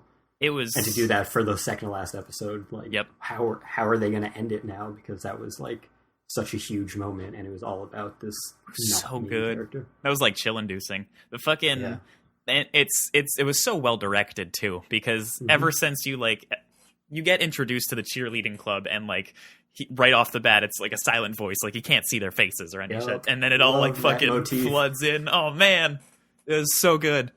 And then in his episode he stops seeing Kaguya and Yuki's faces, and then at the very end, it's so good. Oh my god, I loved it. It was such a good episode. Yeah, I hope that Chika's story is also intense. Well, I don't know if intense is the right word, but I hope that she gets the amount of love that they showed to Ishigami and Miko in this season. Yeah, it's hard to imagine with her because she's just like so out there. But I do at least appreciate, the moments we get every now and then where it's like, oh yeah, by the way, Chika's like incredibly good at a lot of things, and she can be, you know, a very mature, level-headed teacher when she's not, you know, this hilarious gag character. So I like that and, you know, Miko's whole relationship with her is like, yeah, there's a lot to respect about Chica. She's not just a gag. But yeah, I really appreciated what they did with Ishigami. I felt like he's definitely a character more suited to that kind of story than Chica, but given the fact that, you know, it's been like, oh, gross, Ishigami, such a loser, and that's worked as a comedic element so well, seeing them, you know, take that under it almost like dehumanized him and be like, yeah, exactly. They were like, but let's see, if that's how people really thought about him and you're supposed to like him, let's look at him as a real character and see what the real story is. And yeah, it was an incredible journey. And yeah, I mean, I think that's the thing that blows me away so much about this series is that it's so good at being the most hilarious anime in the past few seasons. But then it can just turn around and be the most poignant and most dramatic and most emotionally affecting. It's so that like balancing them. The tonal shift that not many people can pull off on this level. Like the only other things that I can think of even getting close to this are the key shows where it's just super slice of life and comedy, and then all of a sudden it's like, oh shit, no, like underneath all of that there is the real story. And I never expected in a million years this show to be able to do that when I first watched it. Yeah, agreed. Like when I first started the first season, like I had heard really good things about the manga, and I think that's why I signed up to review it. And from the beginning, it was like, this is a fun show. But it never seemed like it could be some, you know, masterpiece. But I definitely get it now. Yeah, this is a great. For the quote unquote side characters, though, they have definitely stolen season 2. It's like they're basically all main characters. Even Hayasaka got like one of the best episodes this season. That was really great. And yeah, like I said, you know, Miko was introduced, and then within like a few fractions of an episode, suddenly there was an episode entirely dedicated to her, incredibly emotional. And, you know, she has just suddenly, like, to be able to do that with a character that has had so few minutes of screen time. Yeah. And you already feel for her, like, after, like, getting to know her in one episode. It's crazy. She's vying for my heart. She's got best girl potential. But I feel like whoever is talking in that show at the moment is best girl. So yeah, every character in that show is really great. And you know, I agree that the side characters have definitely stolen the show, because like we got the Miko episode, we got the Ishigami episode, whereas in the first season we really just got the Kaguya and Shirogane stuff at the end. But I really love a lot of the Kaguya material in this season as well. Oh my god, she's adorable. And like, is it Aoi Koga? I think that's her name. Her Seiyu, she is so phenomenal in the range she has to go through. It's insane. It's like one of the best performances I've heard in a long time. Yeah.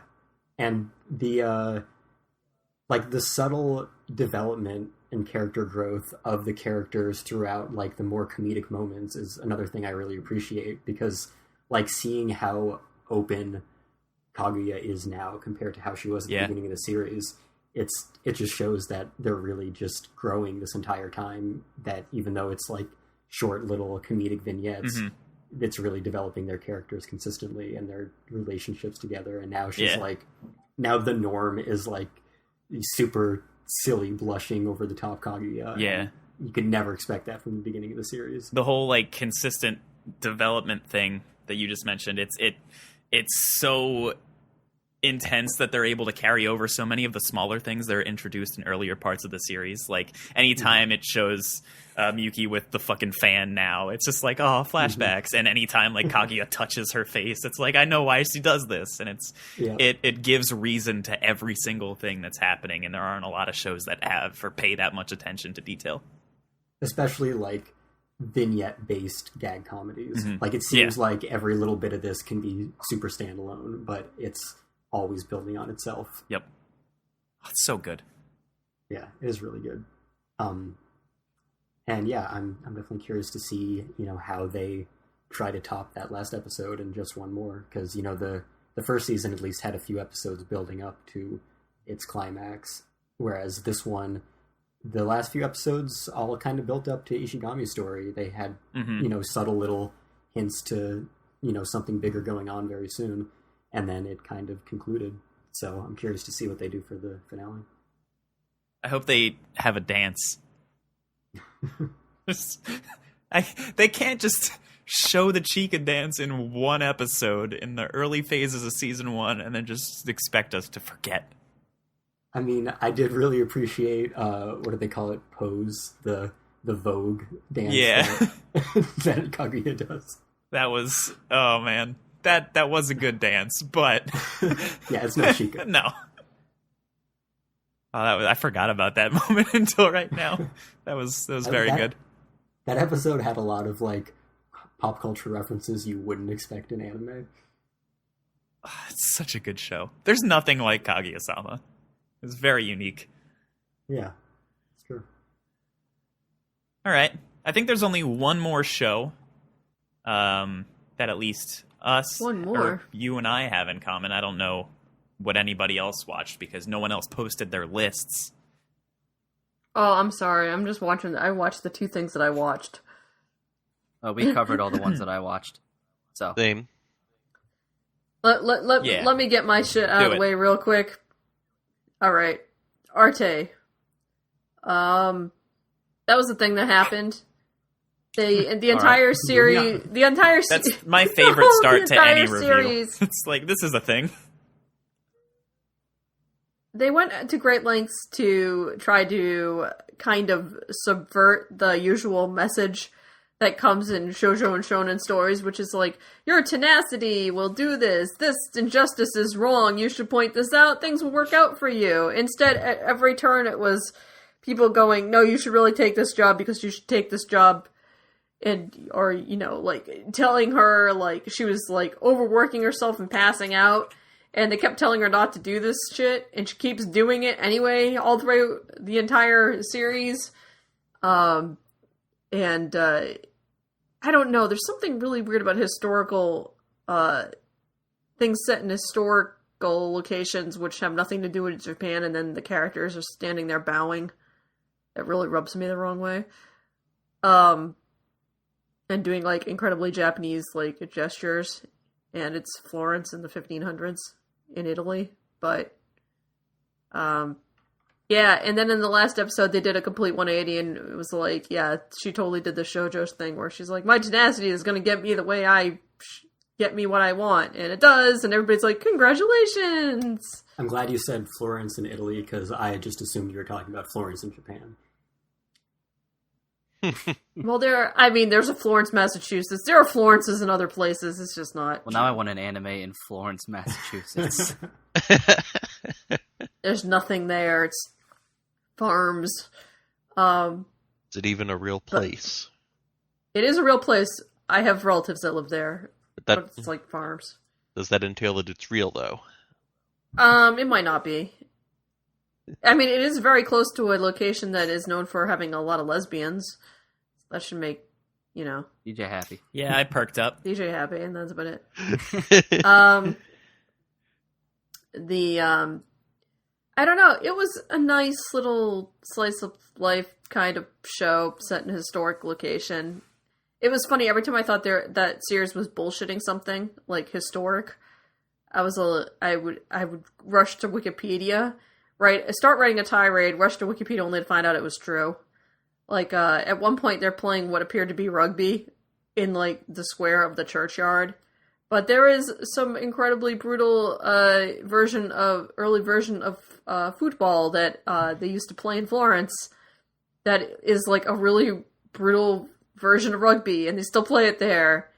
And popes used to even play it. So there's one part in an episode where one of the priests comes out of the church and like totally puts a guy in a headlock. And I'm like, well, this can't, and that could have totally happened. So a bunch of stuff in it, like, yeah, so then you'd have something that would be weirdly historically accurate like that, and yet she's sitting there bowing and, I don't know.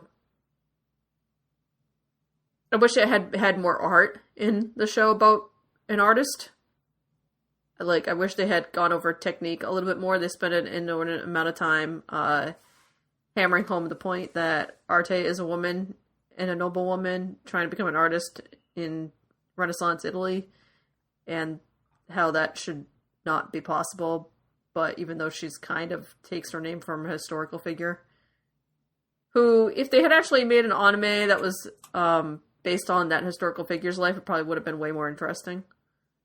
Because she's, like, notorious for having been raped and taking her rapist to court and winning against him back in Renaissance Italy, so that would have been way more interesting than this kind of sanitized shoujo-esque but ran in a seinen magazine story. But I don't know, just kind of there. The other thing I watched this season was Listeners. Oh, you finished that? And boy, that was a thing. For a while, in the middle of Listeners, it got really good. Like, the show only really shit the bed in the last 20 minutes by kind of never really coming to a conclusion about its setting or how any of that shit worked or why. And then proceeding to undo a lot of the dramatic moments by essentially saying a bunch of characters that should have been dead weren't. And usually I'm not for, like, randomly killing off characters for dramatic effect, but when it actually works and then they renege on it, it's a little hollow at the end of everything. Yeah, I hate that. The other problem is that show would have been 100% better if they could have actually put some licensed music into it. Like, if they had tied it in with, like, the licensed music that they were constantly referencing in every way, shape, and form, it would have been so much better. Like, so much better. And it would have connected better. It would have had more emotional resonance. So, I don't know. I mean, in the end, it just kind of felt like the ending wasn't earned. Did they eventually have music in it at all? I mean, there was music, but it was like whatever band they had contracted to for, like, it was another one of those series where every ending and episode of every episode was a different song. Mm. So, like, and that music was fine, but it was all by the same group, and it all, like, and there was, like, one through fair, like, song that ran through the entire show. Like, you always had that one theme piece of music that is like, this comes up at all very dramatic moment. But there was a part in that series where I thought it was really going to come together, and they had reached some pretty emotional, high points, and they had a really cool episode where the lead boy, like, kind of like is, rallies and finds his way back to try to, like, reunite with the girl, and everything was great up until, like, kind of the last 20-minute epilogue, where it was just kind of like, yeah, okay, sure, like, I guess, and they would have, like, exposition drops where they try to explain the thing and it still made no fucking sense. I love exposition that doesn't actually exposit. Yeah, well, I mean, they're like, this is the explanation. It's like, okay. But then there's still, like, 100 million things in that series that made no sense. Like, they'd be like, this is this because of this. And you'd be like, wait, but that doesn't make any sense. But they'd just move on. And, nothing was ever really explained. So, it's a show with a lot of mechs. And talks about mech battles, and there aren't any actual mech battles. Ooh, so it's just like reminiscing about mech battles. I mean, no, it's not even that. It's just like they would show up. There might, CGI robots would show up. They might make a few contact body blows, and then, like, that's kind of it. And then lasers. Riveting.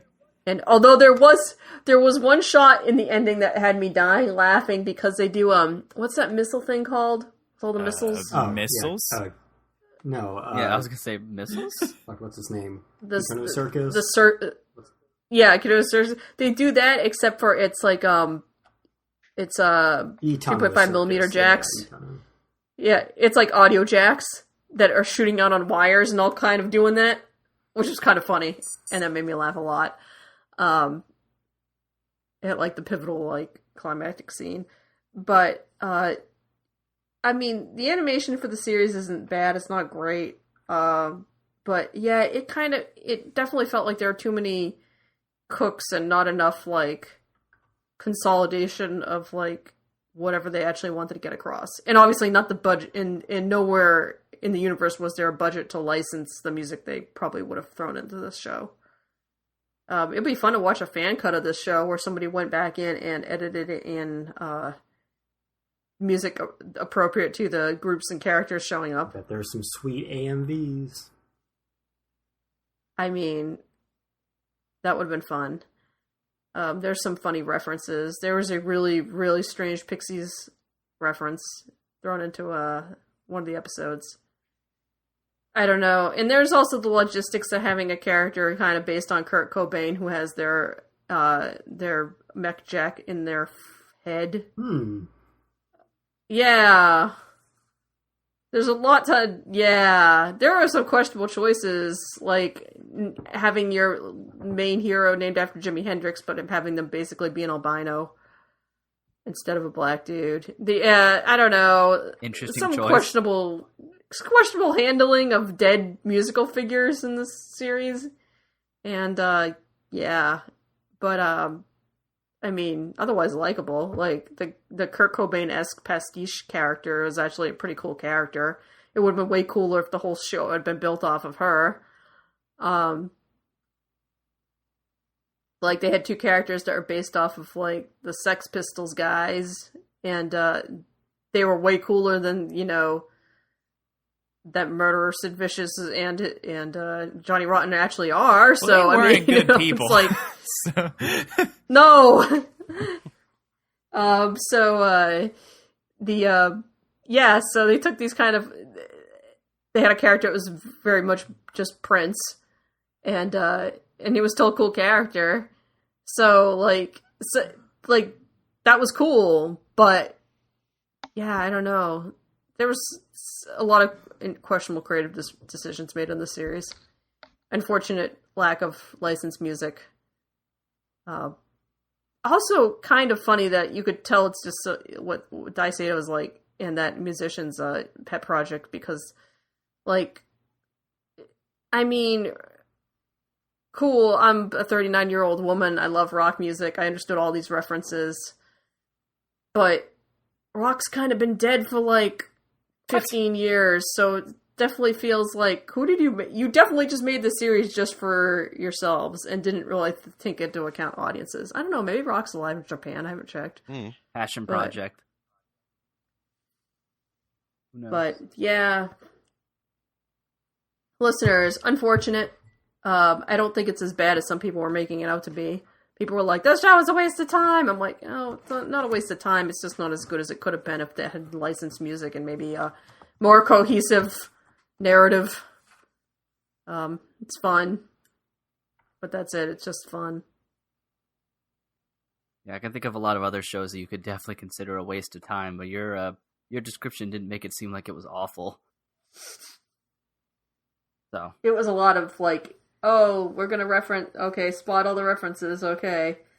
And then, but yeah, the stuff leading up to the final episodes did come together in a really, like, kind of interesting and that way, and I was getting into it, and then they kind of undid a bunch of that in the last 20-minute epilogue, so. How not to stick the landing? Oh, shows, man. All right. Well, I think there's only like one or two more things. I don't think we really have to talk about Fruits Basket since it's still in like the middle. Sure. But we could talk about Kakushigoto, which is our number 3. We agreed on this one at number 3. We both gave it a B. Hey, consistency. Yeah, hooray. Yeah, I liked this. It felt odd. I don't think I've ever really watched another show that like it's weird to describe. It's like super minimalist and super quirky, but like it has really brief moments where it's just like unusually poignant for like 30 to 40 seconds. And yeah, and so it takes a dramatic turn once it gets to like the last episode. And I still don't I still have not properly formulated my opinions on the ending of this show. It felt fitting. I don't think it definitely wasn't what I was expecting, because they kind of just like throw 8 million things at you off the bat, and I feel like they kind of didn't need to throw some of those things in. They're probably more important in the manga. But I mean, the message it got across was what I wanted, and it was happier than I had imagined it would be. So that part made me feel good. But overall, I think it was super enjoyable. Skyler, are you going to duck out? Yeah. Skyler's got to run. And so dinner's quick, ready. plug anything you want, Skyler, before you run out the door. Where can we find you? Find me on Twitter at VideoGameP3. Find my other writing on a pieceofanime.com. And Crunchyroll and Fandom Post, obviously. That's about it. All right, cool. Thanks for joining us today. Thanks for having me. Enjoy your Later. dinner. See ya. Bye. Yeah, All right. it was interesting because, like, we were talking about other shows that switch between comedy and drama, but this one was like comedy all the time, and then the last minute of every episode was like, oh, but you fucking wait, dude, it's gonna get dramatic later on, and then in the final episode it finally does, which I felt like, they kind of strung us along for a little too long without really giving us anything solid. Yeah, they didn't give us literally anything until episode 10, where they like started hinting at something that happened. Like, I don't want to spoil anything, but I imagine something completely different, which is probably plausible for me to believe. And I'm glad it didn't turn out that way. Intention. Yeah, I think that was definitely the intention to make you think that until the very end.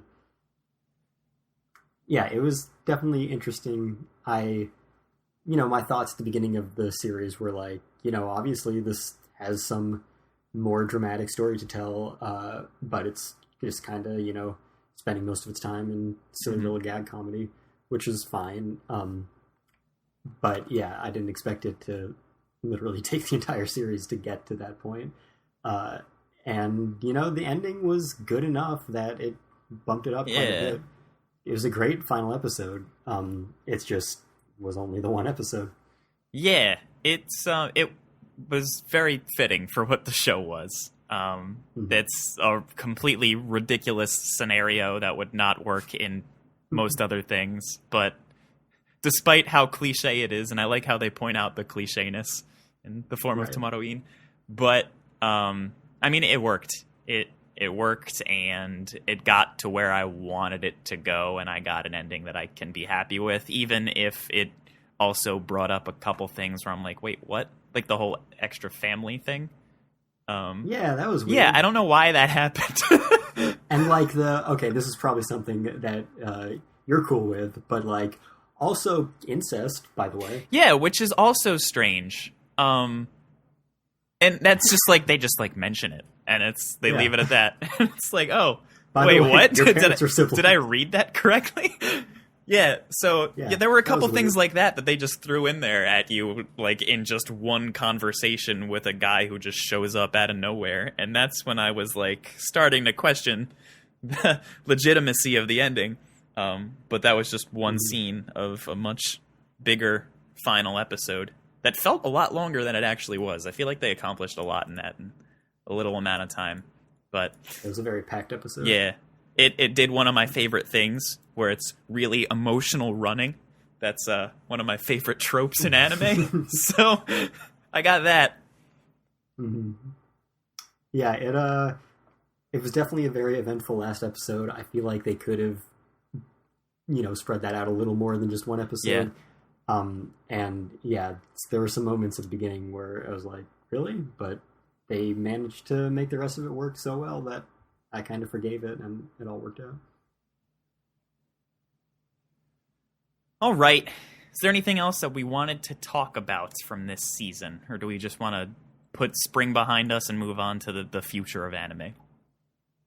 Yeah, I mean, if you don't have anything big to say about Fruits Basket right now, then we can wait until the end of the next season. I wouldn't say anything big. I like how the one side girl got an episode in the very beginning of the series. That made me happy. And Uo got another episode, and that also made me happy. I like side characters. Mm-hmm. But, yeah, I mean, I'll probably just hold off on Fruits Basket stuff until we're closer to the end of Season 2. Mm-hmm.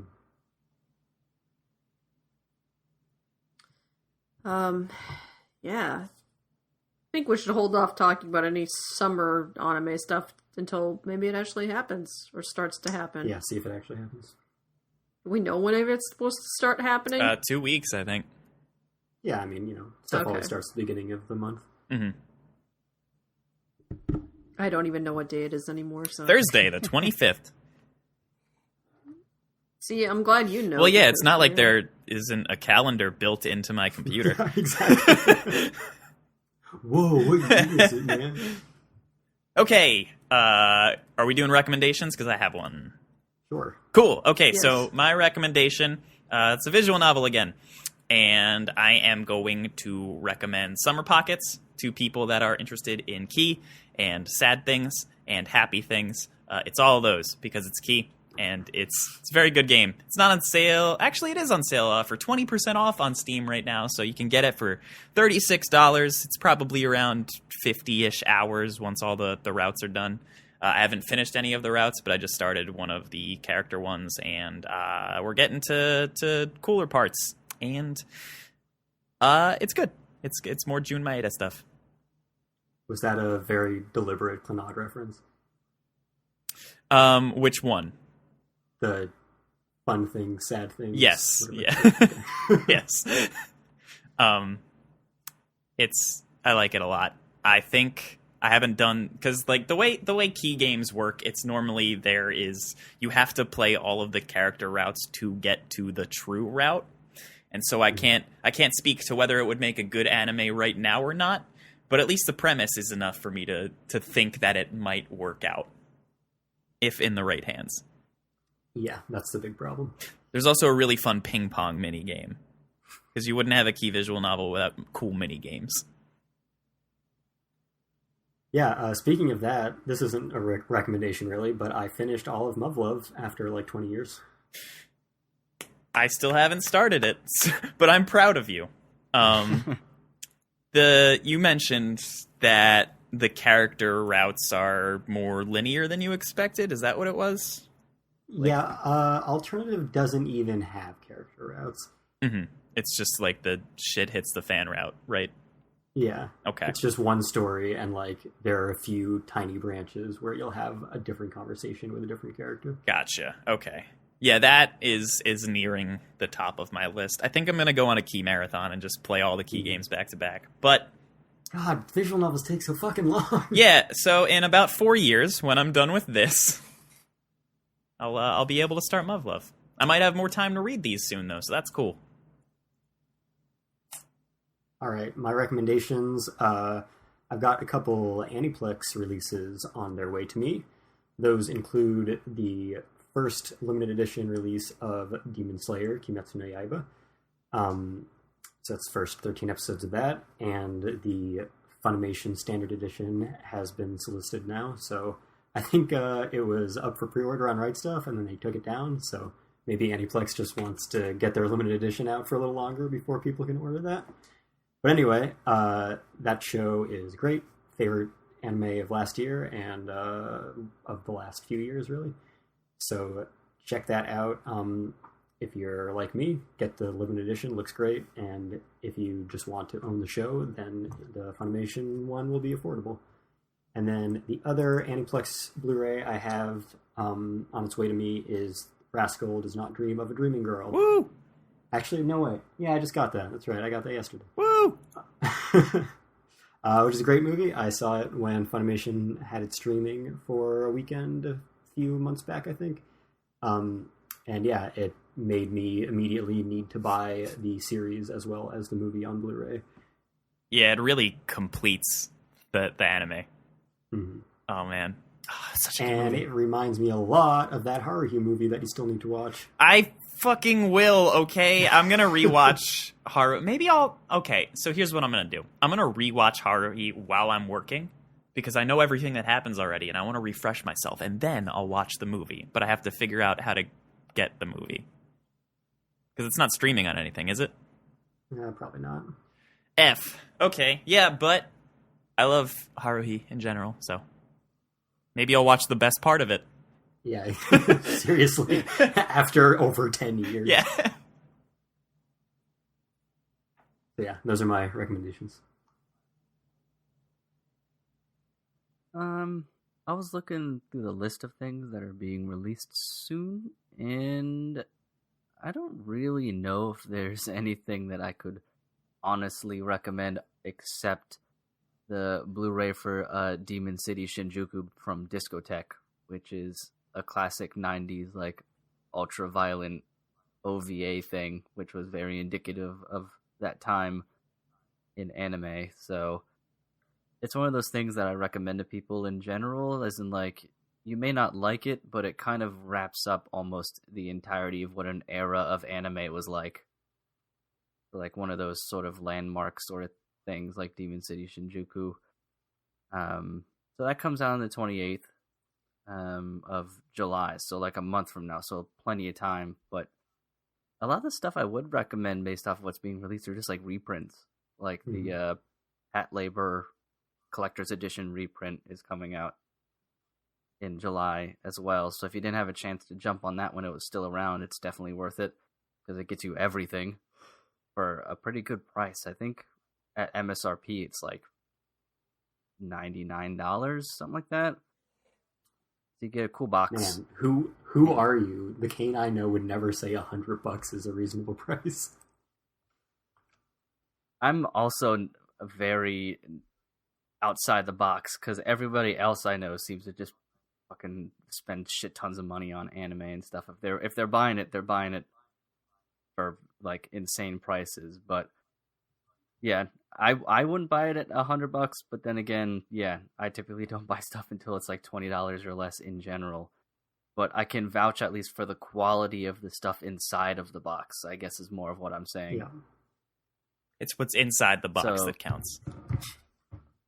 Indeed. And the box is pretty cool Yeah, as well. It's not just like a big plain box that they shoved a bunch of thin pack Blu-rays into. I think that might be what the reprint is. Oh, is that what the reprint is? It does say repackaged, but I thought maybe just more of the same package. Because it says special edition. Yeah, I think it's all the same stuff, but it's just like a slipcase now instead of like the kind of unique box. I can't remember exactly. But the Well, if that's true, that's a little lame, but still you get all of Pat Labor for like $100, and it'll inevitably drop to like 50 because I don't know many people who are really buying it. yeah, the original special edition, the MSRP for that was $100, I believe, and I got it for $25. Yep. So that'll inevitably happen again. So a good time to wait for it. But yeah, that's about it. So some two older things. And then I guess doesn't Run with the Wind, the limited edition comes out in a few days. Yeah, I think you might be right. So go out and buy that if you still can. I don't know if you can still get that one or not. Yeah, those Sentai limited editions don't sell out unless they're super popular shows, and this is not. Yeah, It should be. It's a good show. That's so two old things and a new thing, and the new thing also comes with a sweet bookmark, Oh, sorry, the original Pat which Labor. totally justifies the $130. The original Pat Labor special edition was MSRP $130, and I got it for $25. Damn. Yeah, the only reason I don't have it is I bought all the Blu-rays previously that I wanted. Yeah, me too. And it was the Blu-rays of Pat Labor, and it was like they were like $4 a piece. Jeez. Yeah, I think I got all the originals like at basically full price as they came out, but then I just gave them to Darius or something because this one was. Yeah, I had been eyeing it, but I was like, I'm not going to spend any significant amount of money. I already own it all, but then it was $25. Yeah, I think I owned all of what was in the box up to that point, except like the new files, so like the newest thing, and the I don't know if it's in the box, but the third movie, which really isn't very good. Yeah, you can ignore the third movie. The rest is good though. Yeah, so I have the two movies and then the original series, the original OVA series, which was good enough for me. But yeah, well, it's a good box set just in general. If you only have the original OVA series, then you're missing like the 52 episode TV series. Actually, I may have that too. I'll have to look. It's been a while. I definitely know I'm missing the new files and the new movie, the new quote unquote movie. The new movie. But I'll have to check to see if I'm missing the original. I may have that original show too. The new movie is like what, 20 years old. Yeah, that's why I used air quotes around new, yeah. But the newest, I guess. Kate, do you have anything to recommend? I do not. I just looked through everything and the final volume of Umaneko's manga came out. I just got to notice that a volume that I had on order is no longer available. You will not be able to get earlier volumes of that series because they are hell out of print. I got the first 3 fairly recently. Well, they always, it's that it's whole, volume 4. We print a bunch of printed everything up front, and then the middle volumes you'll never find. Volume 4 is $100 on eBay. Jesus Christ. Ugh, I didn't actually look it up. Oh. It's just volume 4 of I every believed out-of-print you. manga. Every out-of-print manga, volume 4 is $100 on eBay. Fucking volume 4s, man. I mean, to be fair, a single volume of the Umaneko omnibuses are like $30 in general. Very big books. So they are 3 volumes of manga squished into one very large book. So, the definitive ending of the Umaneko story is in the volume that was just released. I mean, I think the definitive ending is probably in the visual novel. No, because I looked it up, and apparently there was a bunch of stuff that looked it up in the author's note. Apparently, there's a bunch of stuff in the manga which wasn't explicitly stated or was not included in the visual novels or the extra stuff or the sound dramas or anything. So they kind of wrapped, clarified everything much more succinctly in the manga. Added extra chapters, flushed out some stuff, I guess, that they didn't bother in the visual novel. So over yet. Well, yeah, there's also that, but there's it's Umaneko it takes place like in the same thing as Chikonia no Nakokoro ni, and that is going still. Okay. Yeah, I'd like to check that out since it's half of the top 4 visual novels on VNDB. Mm-hmm. But Jesus Christ, they take so long.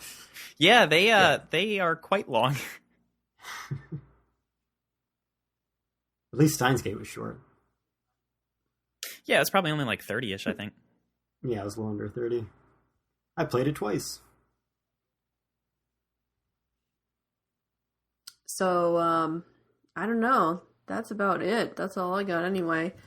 Kestrel, where can you find us? You can find us wherever you find podcasts. Subscribe, rate, review, iTunes, Apple Podcasts, Google Play, Google Podcasts, all the podcasts, Stitcher, SoundCloud, Alexa, Spotify, iHeartRadio, fandompost.com, Twitter, Facebook, follow us, share our stuff.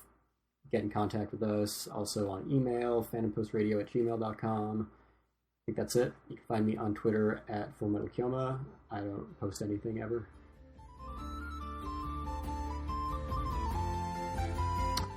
DJ? You can find me on Twitter at DJ No Style. And you can find my game on patreon.com/lessonsinlove. It's good.